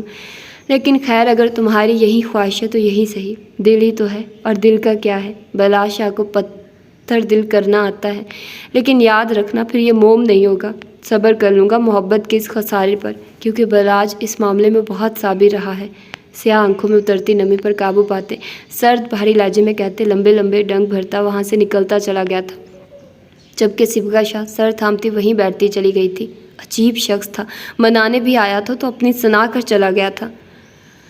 پلوشے نیند آ گئی ہے تو چلی جاؤ، سونے میں یہ سب سمیٹ کر چلی جاؤں گی۔ پلوشا خان کی نیند سے بند ہوتی آنکھوں کو دیکھتے سلوا نے ٹیبل سے چیزیں سمیٹتے ہوئے کہا، تو پلوشا نے سر اس بات میں ہلاتے صوفے پر سوتی حوریہ شاہ کو دیکھا تھا۔ حوریہ تو یہیں سو گئی ہے، اسے اٹھاؤ یا سوتی رہنے دوں؟ صوفے سے اترتی پاؤں میں چپل پہنتے سلوا شاہ سے پوچھا تو سلوا نے نفی میں سر ہلایا تھا۔ نہیں، نیند خراب ہو گئی تو جلدی نہیں آئے گی اسے، تم بس یہ سامنے والی لائٹ بند کر جانا، میں چیزیں اٹھا کر باقی بھی کر دوں گی تاکہ یہ سکون سے سوئی رہے۔ ٹرے میں چائے کے مگ رکھتے جواب دیا تو پلوشا نے جمائی لیتے سر اس بات میں ہلایا تھا۔ ساری لائٹس نہ آف کرنا، ڈر بھی جاتی ہے، بس یہاں سے کرنا، باقی کچن وغیرہ یہ سیڑھیوں والی آن رہنے دینا۔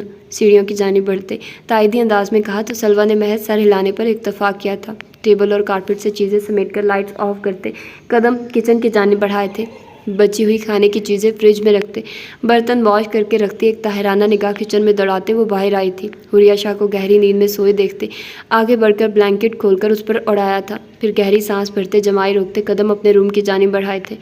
کمرے میں قدم رکھتے ہاتھ سے ٹٹول کر لائٹ آن کی تو سلوا شاہ کو عجیب سے احساس نے گھیرا تھا، لیکن سر چٹکتے کبرڈ سے لائٹ ڈریس لیتے واش روم میں داخل ہوئی۔ تو سامنے کا منظر دیکھتے سلوا شاہ کی چیخ بے ساختہ تھی۔ ارمغان خان کو سنک کے سامنے کھڑے فیس واش کرتے دیکھ سلوا شاہ نے اپنی دوسری چیخ کا گلا ہونٹوں پر ہتھیلیاں جما کر روکا تھا، جبکہ سلوا شاہ کے یوں چلانے پر ارمغان خان نے سرخ ہوتی آنکھوں میں ناپسندیدگی لیے اسے گھورا تھا۔ ارمغان خان کے چہرے کے بگڑے تاثر دیکھ سلوا شاہ کے گلے میں گلٹی سی ابھر کر معدوم ہوئی تھی۔ اس سے پہلے وہ کچھ کہتی، ارمغان خان کو پانی بند کرتے دیکھ آنکھیں پھلائے ڈریس ارمغان خان کی جانب اچھالتے الٹے قدموں بھاگنے کے انداز میں باہر نکلی تھی، جبکہ سلوا شاہ کی بچکانہ حرکت پر ارمغان خان مٹھیاں بھینچے تیزی سے اس کے پیچھے بڑھا تھا۔ ہائے اللہ نہیں، میں نے باہر جانا ہے، چھوڑے مجھے۔ اس سے پہلے وہ دروازہ کھول کر باہر بھاگتی کہ ارمغان خان تیزی سے اس کی جانب بڑھتا، دونوں بازو پیچھے سے سلوا شاہ کی کمر سے گزار کر پیٹ پر سختی سے باندھتے اسے روک چکا تھا، جبکہ وہ اپنے پاؤں زمین سے اوپر محسوس کرتے زور زور سے ٹانگیں جھلاتی رونے والے انداز میں چلاتی۔ ارمغان خان کے غصے کو مزید ہوا دے گئی تھی کہ تبھی وہ قدم پیچھے لیتا بیڈ کی جانب بڑھتے، پٹکنے کے انداز میں سلوا کو بیڈ پر گراتے، دونوں ہاتھ کمر پر ٹکاتے خون خوار نظروں سے اسے گھورنے لگا تھا۔ اب اگر تمہاری سریلی آواز حلق سے باہر آئی تو زبان کھینچ دوں گا سلوا شاہ، ارمغان خان کی انگلی اٹھائے دبے دبے لہجے میں گھرا کر کہنے پر سلوا کا دل اچھل کر حلق میں آیا تھا۔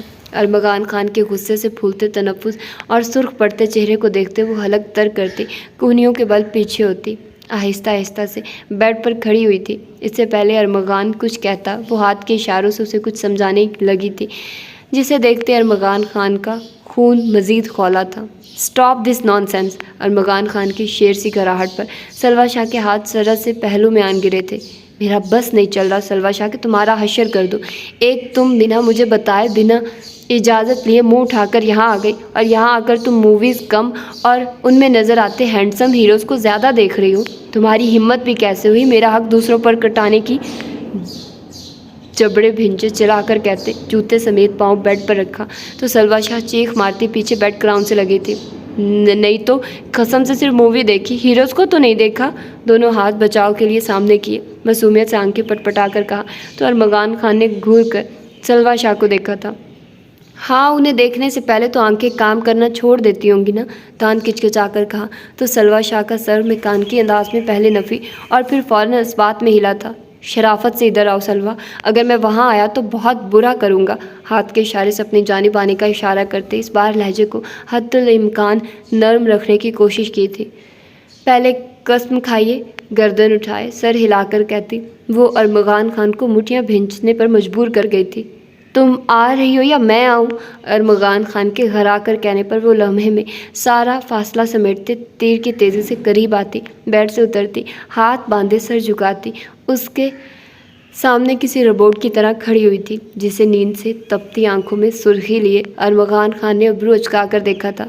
میں مر نہ جاؤں کہیں اس سعادت مندی پر، طنزیہ لہجے میں کہتے سلوا شاہ کے دونوں ہاتھ اپنے سخت گرفت میں لیتے پیچھے کمر سے لگاتے، دائیں ہاتھ کی شہادت کی انگلی تھوڑی تلے ٹکاتے چہرہ اٹھایا تھا۔ جو بھی سوال پوچھوں گا اس کا جواب مجھے بس ہاں اور نہ میں چاہیے، کوئی وضاحت یا کہانی سننے کے موڈ میں نہیں ہوں میں، نظر سلوا شاہ کی گرے آنکھوں میں گاڑھے سخت لہجے میں کہا تو سلوا شاہ نے چہرے پر معصومیت طاری کرتے ہونٹ کا کنارہ دانتوں تلے دبایا تھا۔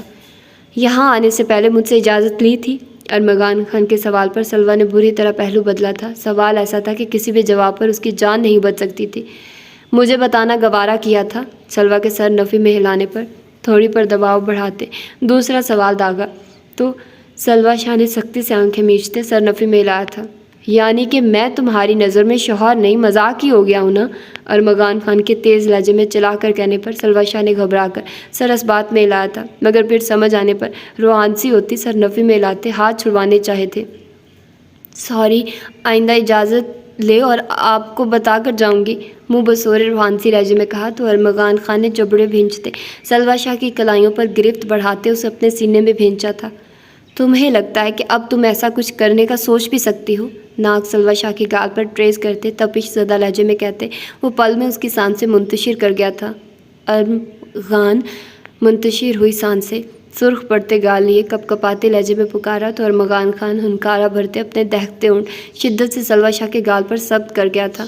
تمہیں اندازہ بھی ہے یہ دن کس طرح گزارے ہیں میں نے؟ تمہارے وجود سے مہکا وہ کمرہ تمہارے بن کاٹ کھانے کو دوڑتا تھا۔ تم نہیں تھی تو اس کمرے میں چھائی وحشت زدہ سی تنہائی میں دم گھٹتا تھا میرا، اور تم یہاں میرے بغیر کتنے سکون میں تھی۔ ذرا خیال نہیں آیا شوہر کا کہ وہ کس حال میں ہوگا۔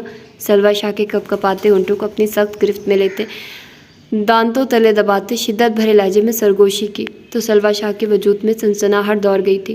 ارمغان خان کی دہکتی سانسوں کی تپش سے سرخ پڑتی وہ بری طرح کسمسائی تو وہ سلوہ شاہ کی کلائیں ایک جھٹکے میں چھوڑتے، ایک بازو کمر کے گر لپیٹتے، دوسرا سلوہ شاہ کے بالوں میں الجھاتا اسے قریب تر کر گیا تھا۔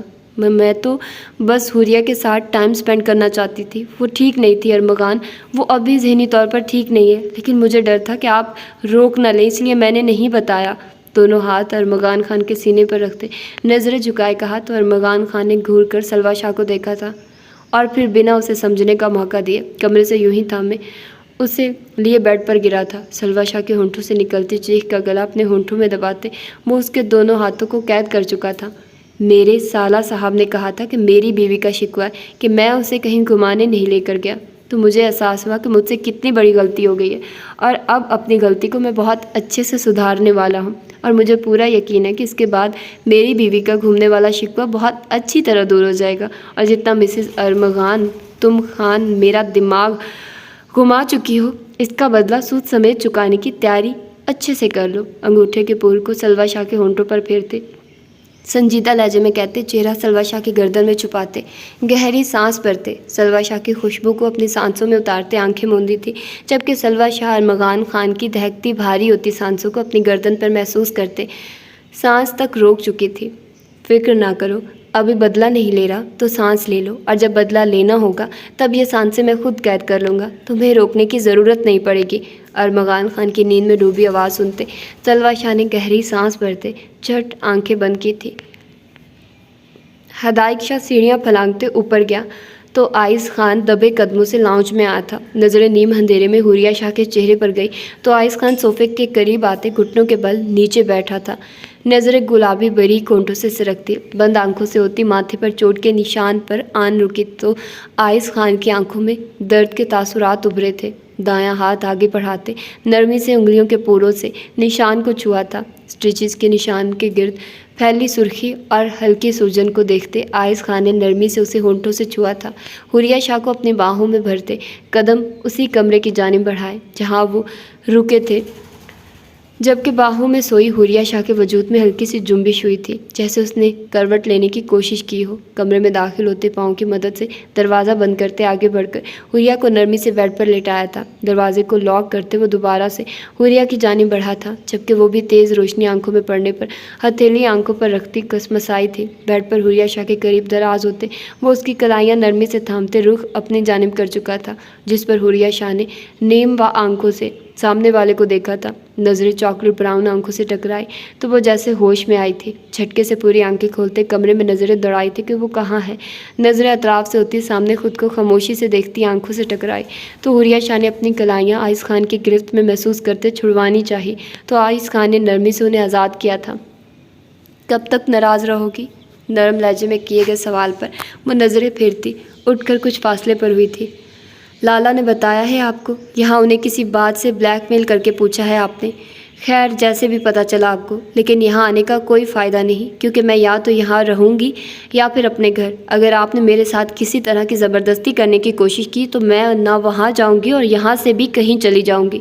رخ بدلتے تو ٹوک لہجے میں کہتی وہ قدم نیچے رکھتی کہ آئس خان کونے کے بل ہوتے دائیں ہاتھ سے حوریہ شاہ کا بازو تھام کر جھٹکا دیتے سے پیچھے کھسکا چکا تھا۔ ٹھیک ہے، نہ یہاں رہو نہ اپنے گھر، کہیں اور چلی جاؤ، لیکن مجھے ساتھ لے کر، کیونکہ اس سے زیادہ میں اور دوری برداشت نہیں کر سکتا۔ ناراض رہنا ہے، غصہ دکھانا ہے تو ساتھ رہ کر یہ کام کر لینا۔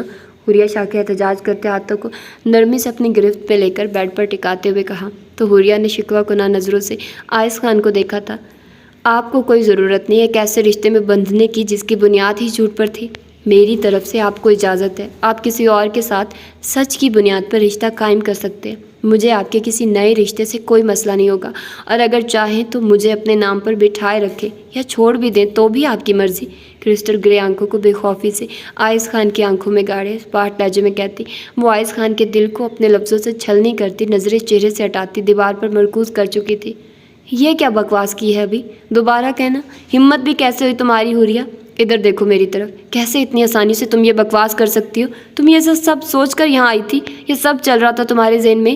ہاں، यही सब सोच कर आई थी, आइस खान के दबे दबे लहजे में चलाकर कहने पर बेखौफी से जवाब दिया तो आइस खान ने जबड़े भींचते खूनखार नज़रों से हुरिया शाह के स्पाट चेहरे को देखा था। वही जो आपने सुनी है, हुरिया शाह के दो बदू जवाब देने पर वो दिल ही दिल में अश अश कर उठा था। और तुम्हें लगता है कि इस बात पर तुम्हें गोल्ड मेडल पहनाऊंगा? हुरिया शाह की थोड़ी को अपनी नरम गिरफ्त में लेते, चेहरा अपने चेहरे के करीब करते तंजिया लहजे में कहा तो हुरिया ने नज़रें झुकाते होंठ सख्ती से आपस में प्रवस्त किए थे। ऐसी घटिया सोच पर मैं जान न ले लूँ तुम्हारी? होंठ हुरिया के कान के करीब लाते सुलगते लहजे में चट्टानों से सख्ती लिए घर आकर कहा तो हुरिया को अपना सारा एटीट्यूड और बहादुरी हवा होती महसूस हुई थी। क्यों ना सोचूं मैं ऐसा? हाँ, क्यों ना सोचूं? जब आपको मुझ पर यकीन नहीं, आपकी नज़रों में ये रिश्ता झूठ की बुनियाद पर और मैं बदकिरदार हूँ, तो फिर क्यों ना सोचूं मैं?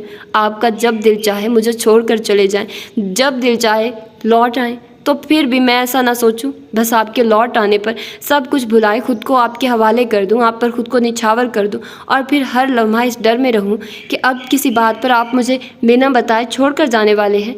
आइस खान सीने पर हाथ रखते उसे पीछे की जानिब धकेल कर उठती, दोनों हाथों में आइस खान का कुर्ता दबोचे हज़ियानी अंदाज में चलाकर कहती। वो अपने अंदर पलता सारा गुस्सा डर उस पर वाजे कर गई थी, जबकि हुरिया शाह के बदकिरदार कहने पर आइस खान ने मुठ्ठियाँ भींचते अपने इश्तियाल पर काबू पाते हुरिया के चुप होने पर उसके दोनों बाजुओं को अपनी अपनी गिरफ्त में लिया था। झूठ मत बोलो हुरिया, मैंने कभी तुम्हें बदकिरदार नहीं कहा है और ना ही मैं तुम्हें ये घटिया लफ्ज़ आइंदा तुम्हारी ज़बान से सुनूं, और ना ही मैंने कभी ये कहा कि मुझे तुम पर यकीन नहीं। यकीन था तो चाहता था कि जो भी बात है तुम खुद मुझे बताओ, क्योंकि तुम खुद भी बताती आंखें बंद करके मान लेता। और जो अभी अभी तुमने इतनी गिरी हुई बातें की हैं, ऐसा घटिया समझा हुआ है तुम्हें, या खुद को कोई इस्तेमाल की चीज़ समझा हुआ है कि मैं आऊँगा, इस्तेमाल करूँगा और चले जाऊँगा? चेहरे पर सख्ती लिए सर्द लहजे में पूछता। वो हुरिया शाह की बोलती बंद कर चुका था। मैं मर भी जाती तो आप ना आते, आपको इस बात से भी फ़र्क ना पड़ता कि मैं कहाँ हूँ, किस हाल में हूँ, जिंदा भी हूँ या मर गई हूँ। आपकी नज़र में आपका गुस्सा, आपकी नाराज़गी मुझसे ज़्यादा अहमियत रखती थी। शिकवा कुनान नज़रों से आइस खान को देखते नम लहजे में कहती, नरमी से आइस खान का आसार तोड़ती पीछे हुई थी। तुम्हारे साथ ज़िंदगी के खूबसूरत सफ़र की दुआएं मांगी हैं, तुम्हें लगता है कि वो ऐसे ही रायगा जाती? इतनी आसानी से थोड़ी तुम्हें जाने देने वाला था मैं, मोहब्बत भरे लहजे में कहते घुटनों के बल बेड पर बैठते हाथ बढ़ाकर हुरिया शाह को अपने असार में लेते सख्ती से सीने में भींचा था। तुम तो मेरी रूह का सुकून है और अपने सुकून को मैं ऐसे ही थोड़ी खुद से दूर जाने देने वाला था। उंगलियों के पूरों से सर के पिछले हिस्से पर लगी चोट को महसूस करते नरम लहजे में कहते हुरिया शाह का चेहरा अपने सामने किया था। क्रिस्टल ग्रे आंखों को देखते आइस खान ने नरमी से उन्हें होंठों से छुआ था। आपको मुझसे ज़रा मोहब्बत नहीं है आइस, अगर होती तो यूँ छोड़ कर न जाते। और मैंने कब कहा था कि मुझे मोहब्बत है? हुरिया के शिकवा कुना लहजे पर अब्रू अचकाकर जवाब दिया तो हुरिया ने हौनकों की तरह मुंह खोले खफा नज़रों से आइस खान को देखा था।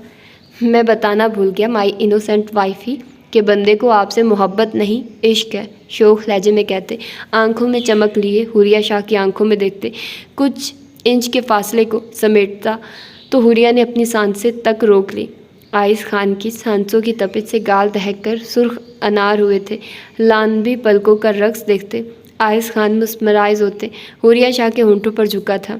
एक हाथ हुरिया शाह के गाल पर टिकाए, दूसरा कमर पर लपेट कर हुरिया को पीछे बेड पर लिटाते उस पर साया फगन हुआ था। जबकि आइस खान के शिद्दत भरे लम्स को अपने होंठों पर महसूस करती वो आइस खान के कुर्ते को सख्ती से मुट्ठियों में दबोच चुकी थी। जबकि आइस खान कतरा कतरा हुरिया शाह की सांसों को खुद में उतारते नरमी से पीछे हुआ तो वो गहरी सांस लेती रुख बदल गई थी, जिसे देखते आइस खान होंठ का किनारा दांतों तले दबाते पीछे होता बेड से उतरकर रूम की लाइट बंद करता बेड पर आया था। बाकी अपने रूम में जाकर कंटिन्यू करेंगे। हुरिया शाह के नाजुक वजूद को अपनी बाहों में भरते कान में भारी सरगोशी करते आंखें मूंदी तो हुरिया ने होंठ का किनारा दांतों तले दबाते नीम अंधेरे में खामोश नज़रों से आइस खान के चेहरे को देखा था। होंठों पर आसूदा सी मुस्कुराहट सजाए सुकून से आंखें मूंदते सर आइस खान के सीने पर टिकाया तो आइस खान ने शिद्दत से हुरिया शाह के वजूद को खुद में छुपाया था। शाह साहब, इस तरह के मुजरमों के लिए फांसी की सज़ा ही बनती थी। न जाने क्यों आपने उम्र कैद पर डाल दिया ये मामला। SHO के तासुब भरे लहजे में कहने पर बहराम शाह ने गहरी सांस भरी थी।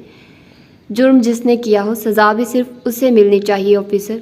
उसे फांसी होती तो कोई और ज़िंदगी तो गुजार लेता, लेकिन इस गम को कभी दिल से ना निकाल पाता। یہ عورت اگر صرف مجرم ہوتی تو الگ بات تھی، یہ زرگام خان کی ماں بھی ہے۔ ماں خونی بھی ہو تو کوئی اولاد اسے پھانسی کے تختے پر چڑھتے نہیں دیکھ سکتی، اور شاید پھانسی سے بدتر عمر بھر کی سزا ہے۔ جس عورت نے ساری زندگی محل جیسے گھر میں گزاری ہو، عیش و عشرت میں زندگی کو جیا ہو اور لوگوں پر حکمرانی کرنے کے خواب دیکھے ہوں، اس کے لیے اس سے بڑھ کر کیا سزا ہو سکتی ہے؟ باقی زرگام اور حدائق لوگ واپس آتے ہیں تو مل کر بات کر لیتے ہیں کہ کیا کرنا ہے۔ فی الحال اسے تھانے سے جیل پہنچاؤ تم، سنجیدہ لہجے میں کہتے وہ اپنی جگہ سے اٹھا تھا۔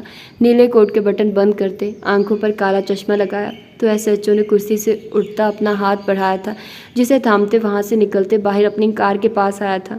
گاڑی کا دروازہ کھولتے، بازو گاڑی کی چھت پر ٹکاتے، پرسوچ نظروں سے تھانے کی دیواروں کو دیکھتے، سر جھٹک کر گاڑی میں بیٹھا تھا۔ اپنے چہرے پر کسی چیز کو رینگتے محسوس کرتے پلوشا نے نیند میں ہاتھ مار کر اسے دور کرتے کروٹ بدلی تھی۔ ابھی کچھ ہی دیر گزری تھی کہ اپنے بازو پر کچھ رینگتے محسوس کرتے وہ نیند میں کسمسائی تھی۔ کمفرٹر کھینچتے، آگے کو کھسکتے، چہرہ تکیے میں چھپایا تھا۔ کچھ پل ہی سکون سے گزرے تھے کہ پلوشا کو اپنے وجود پر بوجھ محسوس ہوا تھا۔ اپنی گردن پر دہکتی سانسوں کی تپش محسوس کرتے پلوشا خان کی نیند بھگ سے اڑی تھی۔ ہونٹوں سے بے ساختہ نکلتی چیخ کا گلا کسی نے ہونٹوں پر ہاتھ رکھتے گھونٹا تو پلوشا خان کی نیلی آنکھیں پل میں لباب پانیوں سے بھری تھی۔ ہاتھ ہٹا رہا ہوں، گلے سے آواز بھی نکلی تو جان لے لوں گا پلوشے، حدائق شاہ کی بھاری آواز پر پلوشا خان کا وجود ساکت ہوا تھا۔ نیلی آنکھوں کی پتلیاں حیرت سے پھیلی تھی، جبکہ حدائق شاہ ہاتھ ہٹاتے پلوشا خان کو بازو سے دبوچتے رخ اپنی جانب کر چکا تھا۔ حدائق آپ کب آئے؟ حدائق شاہ کی غصے بھری آنکھوں میں دیکھتے استفار کیا تو حدائق شاہ پلوشے کے بازوؤں پر گرفت پڑھاتے اسے اپنے قریب تر کر گیا۔ میں کب آیا یہ بتانا ضروری نہیں، تم یہاں کیوں اور کس سے پوچھ کر آئی، اس سوال کا جواب دینا ضروری ہے۔ اب میرے دونوں سوالوں کا جواب بنا چو چرا کیے ایک ہی سانس میں دو، ورنہ پلوشے خان تمہاری سانس سے حلق سے کھینچ لوں گا۔ کروٹ کے بل لیٹے پلوشا کا رخ اپنی جانب کیے، ایک ہاتھ سختی سے پلوشا خان کی کمر کے گرد لپیٹتے اور دوسرا پلوشا کی گردن کے گرد حائل کرتے، سرد لہجے میں گھرا کر کہتے وہ پلوشا خان کی جان لبوں پر لے آیا تھا آپ سے دور جانے کے لیے، اور لالا سے پوچھ کر آئی، بنا روکے ایک سانس میں کہتی وہ غصے کو مزید ہوا دے گئی تھی۔ حدائق پلیز، نہیں درد ہو رہا ہے۔ حدائق شاہ کی گرفت میں سختی آئی تو پلوشا کو حدائق شاہ کی انگلیاں اپنی کمر میں دھنستی محسوس ہوئی تھی، جبکہ پلوشا خان کے سسکی بھرنے پر وہ جھٹکے سے اسے چھوڑتا بیڈ پر چت لیٹاتا اس پر سایہ کر گیا تھا۔ کس خوشی میں دور جانا تھا؟ ہاں وہاں کون سا میرے بہت پاس تھی، دور ہی تھی نا، پھر ایسے کون سے دور جانے کے ارمان تھے جو یہاں آ کر ہونے تھے؟ پلوشا کا جبڑا دائیں ہاتھ میں دبوچتے، چہرہ حد درجہ تک پلوشا کے چہرے کے قریب کرتے سلگتے لہجے میں کہا تو پلوشا خان نے بے ترتیب ہوئی دھڑکنوں پر بامشکل قابو پانے کی کوشش کی تھی، جبکہ حدائق شاہ کی اتنی سی قربت پر ہتھیلیاں پسینے سے تر ہوئی تھی۔ دہکتی سانسوں کی تپش محسوس کرتے پلوشا کے گلے میں گلٹی سی ابھر کر معدوم ہوئی تھی۔ لالا نے بتایا آپ نہیں آئے تھے، آپ کو ہاسپٹل زیادہ عزیز تھا، مریض بیوی کی جان سے زیادہ ضروری تھے جو آپ انہیں چھوڑ کر نہیں آ سکتے تھے۔ جب آپ کو تب اس بات سے فرق نہیں پڑا کہ میں زندہ ہوں یا مر گئی تو اس بات سے بھی نہیں پڑنا چاہیے کہ میں کہاں ہوں۔ نظر جھکائے اسپاٹ لہجے میں جواب دیا تو حدائق شاہ نے ابرو اچکا کر پلوشا خان کے جھکے چہرے کو دیکھا تھا اور پھر نرمی سے پیچھے ہوا تو پلوشا نے چونک کر حدائق شاہ کو دیکھا تھا، مگر اگلے ہی لمحے حدائق شاہ کو کرتا اتار کر بیڈ سے نیچے اچھالتے دیکھ پلوشا کا دل اچھل کر حلق میں آیا تھا۔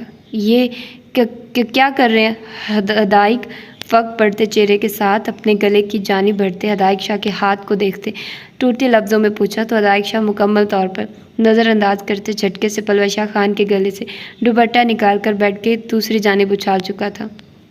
وہی جو مجھے بہت پہلے کر لینا چاہیے تھا تاکہ تمہیں پتہ ہوتا کہ حدائق شاہ کے لیے کون ضروری ہے کون نہیں۔ حدائق شاہ کو تمہارے ہونے یا نہ ہونے سے فرق پڑتا ہے یا نہیں، لیکن آج میں تم پر یہ بات بہت اچھے سے واضح کرنے والا ہوں کہ تمہیں معلوم ہو جائے کہ تم حدائق شاہ کے لیے اس کے دل میں زندگی میں جتنی اہمیت رکھتی ہو اور حدائق شاہ سے دوری بنانے کی کیا سزا ہے۔ پلوشا خان کی کلائیاں سخت گرفت میں لے کر تکیے پر ٹکاتے ایک لفظ پر زور دے کر کہتے پلوشا خان کی حیرت سے پھیلی آنکھوں میں جھانکا تو پلوشا کے وجود میں سنسنی دوڑتی محسوس ہوئی تھی۔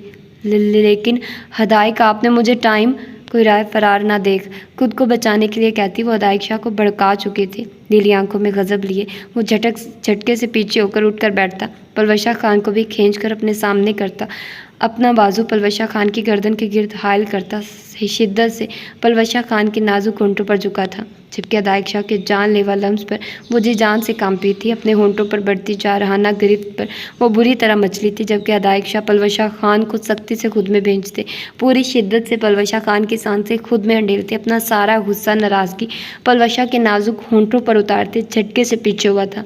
पलवशा को तकिए पर गिराते, अपने नम होंठों पर अंगूठा फेरते, खुमार आलूद नज़रों से पलवशा खान को गहरे सांस भरते देख वो उसके चेहरे पर झुका था। गुलाबी दहकते गाल और अदायक शाह की शिद्दतों से खून छलकाते होंठ देख अदायक शाह के लबों को मुस्कुराहट ने छुआ था, जिसे अगले ही लम्हे वो छुपाता पलवशा खान पर अपना सारा बोझ डाल चुका था। अब अगर तुमने कोई फजूल बात की पलवशा, तो मुझसे किसी भी किस्म की नरमी की उम्मीद मत करना। अब मुझे सुकून से खुद को महसूस करने दो। आज अदायक शाह को इस वजूद की गहराइयों से रूह में उतरकर तुम्हें हमेशा के लिए अपना बनाना है। इस वजूद को अपनी कुर्बत से महका कर तुम्हारी सांसों को खुद में कैद करना है। आंखों में खुमार की सुर्खी लिए पलवशा का चेहरा हाथों में भरते, जहाँ बजा अपना भीगा लम्स छोड़ते, सरगोशी नुमा लहजे में कहते वो पलवशा की सांसें खुश्क कर चुका था। कुछ कहने को लब वाक किए ही थे कि अदायक शाह उन्हें अपनी गिरफ्त में लेते झटके से पलवशा की शर्ट कंधों से सिरका चुका था। अपने कंधों पर पलवशा के एहतजाज करते हाथों को महसूस करते वो सख्ती से उन्हें अपनी गिरफ्त में लेते पीछे हुआ था।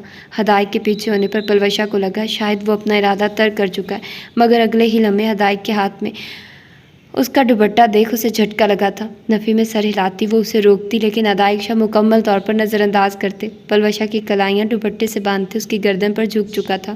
पहले तुम्हें टाइम दिया था, इसमें तुम्हारी मर्जी चली थी, और अब मेरे टाइम और मर्जी की बारी है। भारी लहजे में जानलेवा सरगोशी करता वो दोनों हाथ पलवशा की कमर के गिर्द लपेटते गर्दन पर अपनी शिद्दत निशावर करने लगा था। अदायक शाह के होंठों को जा बजा अपनी गर्दन पर महसूस करते वो अपने होंठों को दांतों तले दबा गई थी, मगर कंधों पर अदायक शाह के दांतों को महसूस करते वो बुरी तरह मचली थी, जिस पर अदायक शाह मजीद गिरफ्त सख्त करते हाथ बढ़ाकर कंफर्टर से दोनों के वजूद छुपा गया था। कमरे की खामोश फिजा में पलवशा खान की बिखरी सांसों का शोर बरपा था। अदायक शाह की शिद्दतों पर उसकी सांसें रुकने लगी तो वो उनमें अपनी सांसें शामिल कर देता, और कभी तेज़ होती तो वो उन्हें कतरा कतरा खुद में अंडेलता। सरकती रात के साथ वो पलवशा खान के पुर को अपनी मोहब्बत की बारिश में भिगोता चला गया था, जबकि वो अदायक शाह की शिद्दतों पर नढाल होती उसकी बाहों में सिमटती चली गई। कब तक ऐसे मजनू बने रहना है? बहराम शाह की आवाज़ पर बलाश शाह ने सर उठाकर उसे देखा था, और फिर कुछ कहे बिना वो दोबारा नज़र झुकाता अपने सामने खुले रजिस्टर पर पेन चलाने लगा था। उन लोगों को वापस आए 20-25 दिन हो गए थे। बाकी सब अपनी रूटीन पर वापस आ चुके थे, जबकि बलाश शाह की ज़िंदगी जैसे रुक सी गई थी। सिबगा उसके साथ वापस तो आई थी, लेकिन वापस आकर वो अपनी मामा के साथ ही शिफ्ट हो गई थी। वो बलाश शाह के सामने भी नहीं आती थी। जैसे ही उसे मालूम होता कि बलाज हवेली आ गया तो ऐसे गायब होती जैसे वहाँ वो कभी आई ही नहीं थी। उसने कहा था कि वो उसे इश्क की आग में जलाएगी तो वो जला रही थी। उसने कहा था कि वो बलाश शाह के इश्क के एतराफ़ पर उससे भी जालिम बन कर मिलेगी तो वो जालिम बन गई थी, और अब वो खामोशी से उसकी बेअतनाई और बेरुखी सह रहा था। मजनू बनना जन मुरीद बनने से लाख बेहतर है। कुछ भी हो जाए, बलाश शाह की ज़बान तंज करने से बाज नहीं आ सकती थी, जिस पर बहराम सख्त नज़रों से बलाज को घूरते उसके साथ जगह संभाल कर बैठा था। डेरे को छोड़कर अपने बिजनेस पर ध्यान दो बलाज, यहाँ ये काम करने के लिए मैं हूँ। तुमने ख्वामखा खुद को इन बखेड़ों में उलझाया हुआ है, और ये जो तुम सिगार पीने लगे हो, बाज आ जाओ, इससे पहले मैं ये बात अम्मा को बताऊँ। बलाज शाह के सामने से रजिस्टर खिसका कर अपनी जानिब करते समझाने वाले अंदाज में कहा तो बलाज शाह ने कंधे अचकाते लापरवाही का मुजाहरा किया था कि तभी बहराम शाह के मोबाइल पर रिंग हुई तो अकीदत का नंबर देखते वो कॉल पिक करता। फ़ोन कान से लगा चुका था। हाँ, मैं बलाज के साथ ही हूँ। हाँ, कर लो बात। अकीदत को जवाब देते वो फ़ोन बलाज की जानिब बढ़ा चुका था, जो होंठों पर जला देने वाली मुस्कुराहट सजाते, टांग पर टांग जमाते, एक हाथ पलंग पर पीछे को रखते, सर आसमान की जानिब उठाते फ़ोन कान से लगा चुका था। और बहराम शाह इस इत्मीनान भरे अंदाज को देखते समझ गया था कि उसके भाई ने फिर कोई कारनामा अंजाम दिया है। तुम बलाज, शर्म नहीं आती ऐसी हरकतें करते हुए? क्या बकवास करके आए हो तुम उन लोगों के सामने? अकीदत के फाड़ खाने वाले अंदाज पर बलाज शाह ने कहका लगाया तो अकीदत ने सख्ती से मुठ्ठियाँ भींची। कुछ नहीं किया, बस तुम्हारे शौहर का पुराना उधार तो वहीं चुकता किया है। लहजे में संजीदगी समोए कहता वो अकीदत को सुलगा गया था। ایک دفعہ تمہارے شوہر نے کہا تھا کہ زمین ڈیرے کے معاملات بلاشا نہیں سنبھال سکتا، وہ بس ہاتھ میں قلم تھامے اسے فائلز پر گھسیٹ سکتا ہے۔ میں نے بس یہی بات اسے پروجیکٹ آفر کرنے والی کمپنی کو بتائی کہ یہ کام بلاشا بہتر کر سکتا ہے۔ زرگام خان تو سردار ہے، اس پر زمینوں، ڈیروں اور پنچایت کے معاملات ہی سنبھالنے آتے ہیں۔ میں نے تو بس چھوٹی سی انفارمیشن دے کر کسی کا بھلا کیا تھا، لیکن وہ اس بھلے کے طور پر اپنا پروجیکٹ میری کمپنی کو دے گئے۔ تو بتاؤ اس میں میرا کیا قصور؟ کندھے جھکا کر کہتا وہ بہرام شاہ کو ماتھا پیٹنے پر مجبور کر گیا تھا، جبکہ بلاشا کی باتوں پر عقیدت نے اسے 200 سلواتیں سنا کر فون بند کیا تھا۔ کب سدھرو گے بلاج؟ کیا سوچے گا زرگام؟ تعصب بھرے لہجے میں کہتے بہرام شاہ کھڑا ہوا تھا۔ کچھ نہیں کہتا، وہ اسے بتا دیا تھا کہ ادھار تھا، چکانے جا رہا ہوں، تو وہ ہنس دیا تھا۔ اس کی بیوی کو بس اپنے شوہر کی تعریف میرے منہ سے برداشت نہیں ہو رہی۔ ایسے تو ناگن بھی رنگ نہیں بدلتی جیسے میری بہن نے شادی کے بعد بدلا ہے۔ وہ گرگٹ ہوتا ہے، بلاشا کے افسوس بھرے لہجے میں کہنے پر تصحیح کی تو وہ کندھے اچکا کر اٹھا تھا۔ لیکن مجھے ناگن پسند ہے، ابرو اچکا کر جواب دیا تو بہرام شاہ نے تعصب سے سر جھٹکا تھا۔ اے سائڈ پر ہٹ، پہلے مجھے لینے دے۔ سیاہ موٹی سی عورت نے ہاتھ میں تھالی تھامے مقدس بیگم کو دھکا دیتے ہوئے چلا کر کہا تو وہ بامشکل خود کو گرنے سے بچاتی اس کی جانب متوجہ ہوئی تھی۔ مقدس بیگم کو عورتوں والی جیل میں منتقل کر دیا گیا تھا اور یہاں آتے ہی مقدس بیگم کو لگا جیسے وہ جہنم میں آ گئی ہو۔ تن پر مہنگے برانڈڈ کپڑوں کی جگہ مجرموں والا لباس پہننا تو انہیں اپنے وجود پر بچھو رینگتے محسوس ہوئے تھے۔ آسائشوں سے بھرے کمرے کے بجائے چھوٹی سی کوٹری نما جگہ جہاں 5 عورتیں پہلے سے موجود تھیں، انہیں وہاں اپنا سانس گھٹتا محسوس ہوا تھا۔ طرح طرح کے پکوان کی بجائے پانی جیسی دال اور روکھے پھیکے چاول کھانے کو ملے تو ان کی ہمت ایک دن میں جواب دے گئی۔ رات زمین پر سوتے جب جسم میں ٹھیسیں اڑتی تو وہ اپنے ہاتھ موجود عورتوں پر چلائی تو ان میں سے 2 نے بری طرح انہیں پیٹ ڈالا تھا۔ پھر یہ روز کا معمول بن گیا۔ وہاں موجود پہلی عورتوں نے انہیں جیسے اپنا غلام بنا لیا تھا۔ اپنے حصے کا کام وہ مقدس بیگم سے کرواتی، کام غلط ہونے یا نہ کرنے کی صورت میں وہ ان کی درگت بنا کر رکھتے تھے۔ اس تھوڑے سے ہی عرصے میں روب دبدبے والی مقدس بیگم کی شناخت کھو چکی تھی۔ میں پہلے آئی ہوں، کھانا پہلے میں لوں گی، پلیٹ کو دونوں ہاتھوں سے سختی سے تھامے جواب دیا تو وہ سیاہ رنگ کی موٹی عورت اپنی پلیٹ میز پر پٹکتی مقدس بیگم کی جانب متوجہ ہوئی تھی، جبکہ اس کے چہرے کے خطرناک زاویے دیکھتے مقدس بیگم کو کچھ غلط ہونے کا احساس ہوا تھا۔ اپنے اطراف میں نگاہ دوڑائی تو اپنے ساتھ رہنے والی عورتوں کو دیکھتے آنکھوں میں امید جاگی تھی، مگر جب وہ مقدس بیگم کو مکمل طور پر نظر انداز کرتی کانوں میں چہمگوئیاں کرنے لگی تو مقدس بیگم کا دل ڈوب کے ابھرا تھا۔ دیکھو دور رہو، میں شکایت کر دوں گی، قدم پیچھے لیتی لڑکھڑائے لہجے میں کہا تو اس عورت کا تنزیہ کہکا فضا میں گونجا تھا۔ جبکہ مقدس بیگم نے کھانے کے قریب کھڑی پولیس اہلکار کو دیکھا تو وہ تعصب سے سر چٹکتی دوسری عورتوں کی پلیٹوں میں کھانا بھرنے لگی اور اسے پہلے مقدس بیگم کچھ سمجھتی کہ وہ عورت چیل کی طرح ان پر چپٹی تھی۔ دونوں ہاتھوں میں سختی سے مقدس بیگم کے بال دبوچتے اس نے پوری قوت سے ان کا چہرہ ٹیبل پر مارا تھا کہ مقدس بیگم کا چہرہ پل میں خون سے تر ہوا تھا۔ فضا میں مقدس بیگم کی دل خراش چیخیں گونجی تو کچھ عورتوں نے تعصب سے اور کچھ نے کہکا لگاتے انہیں دیکھا تھا۔ رضیہ بیگم نام ہے میرا، سالی مجھے انکار کرے گی، مجھے جواب دے گی، ہمت بھی کیسے ہوئی؟ بالوں سے پکڑ کر زمین پر دھکا دیتے کالیاں بکتے چلا کر کہتی وہ ان پر لاتوں کی برسات کرتی انہیں نیم جان کر گئی تھی۔ تبھی معاملہ بگڑتا دیکھ کھانا دیتی اہلکار نے انہیں گالی بکتے دوسرے پولیس اہلکاروں کو بلایا تھا جو وہاں آتی بامشکل اس عورت کو مقدس بیگم سے دور کرتی انہیں بازو سے کھینچ کر اٹھاتی وہاں سے لے گئی تھی۔ کیا ضرورت تھی اتنی اکڑ دکھانے کی؟ دیکھ تو لیا تھا اپنی اکڑ کا انجام، پھر بھی دل نہیں بھرا تو اس رضیہ کے منہ لگ گئی۔ اسے تو یہ پولیس والیاں بھی کچھ نہیں کہتی، ایسی کوئی عورت ہے پتہ نہیں کتنوں کو مار کر یہاں آئی ہے۔ وہ عورتیں رات کو وہاں آئی تو مقدس بیگم کو در سے کراتے دیکھ نخوت بھرے لہجے میں کہتی سونے کے لیے لیٹ گئی، جبکہ مقدس بیگم کی سوجی آنکھوں سے آنسو لڑیوں کی مانند بہتے چہرہ بھگو رہے تھے۔ میں نے عقیدت سے پہلے آپ سے محبت کی ہے ماں، سب سے زیادہ۔ اچھا چھوڑیے، ماں کو تو اپنی اولاد سے محبت ہوتی ہی ہے، کیا فضول سوال پوچھ رہا ہوں۔ آپ یہ بتائیے، کیا آپ اب بھی خوش نہیں؟ میری خوشی میں بھی خوش نہیں؟ میں یقین دلاتا ہوں ماں، عقیدت سے آپ کو کبھی کوئی تکلیف نہیں پہنچے گی، وہ پلٹ کر آپ کی کسی بات کا جواب بھی نہیں دے گی۔ آپ جیسا چاہیں گی میں اسے ویسا کرنے کا کہہ دوں گا، وہ مان جائے گی۔ وہ تھوڑی جذباتی ہے، بالکل آپ کے بیٹے جیسی، لیکن دل کی بہت اچھی ہے۔ خیر میری چھوڑیے، یہ بتائیے آپ کو مجھ سے کتنی محبت ہے، یا کب ہوئی تھی؟ جب میں دنیا میں آ گیا تھا یا آنے والا تھا؟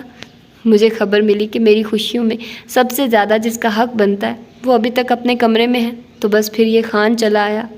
زرگام آنکھوں کے پردے پر زرگام کا چہرہ لہرایا تو مقدس بیگم نے سسک کر اسے پکارا تھا۔ کانوں میں زرگام خان کے محبت و آس بھرے الفاظ گونجے تو ان کا دل کیا وہ زمین میں دھنس جائے، لیکن یہ پچھتاوا، یہ سوچے ناممکن تھی۔ یہاں سے اب فرار ناممکن تھا۔ جن کے ساتھ مل کر یہ اب کھیل رچا تھا وہ تو اتنی آسانی سے موت کی نیند سو چکے تھے، اور اب انہیں موت سے بدتر زندگی گزارنی تھی، نہ جانے کتنے ہفتے، مہینے یا سال۔ پیکنگ کر لی تم لوگوں نے؟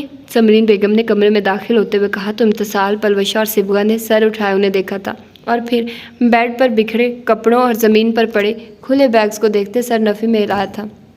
نہیں آنٹی، ابھی ہمیں سمجھ نہیں آ رہا کہ کتنے اور کون سے ڈریسز لے کر جائیں۔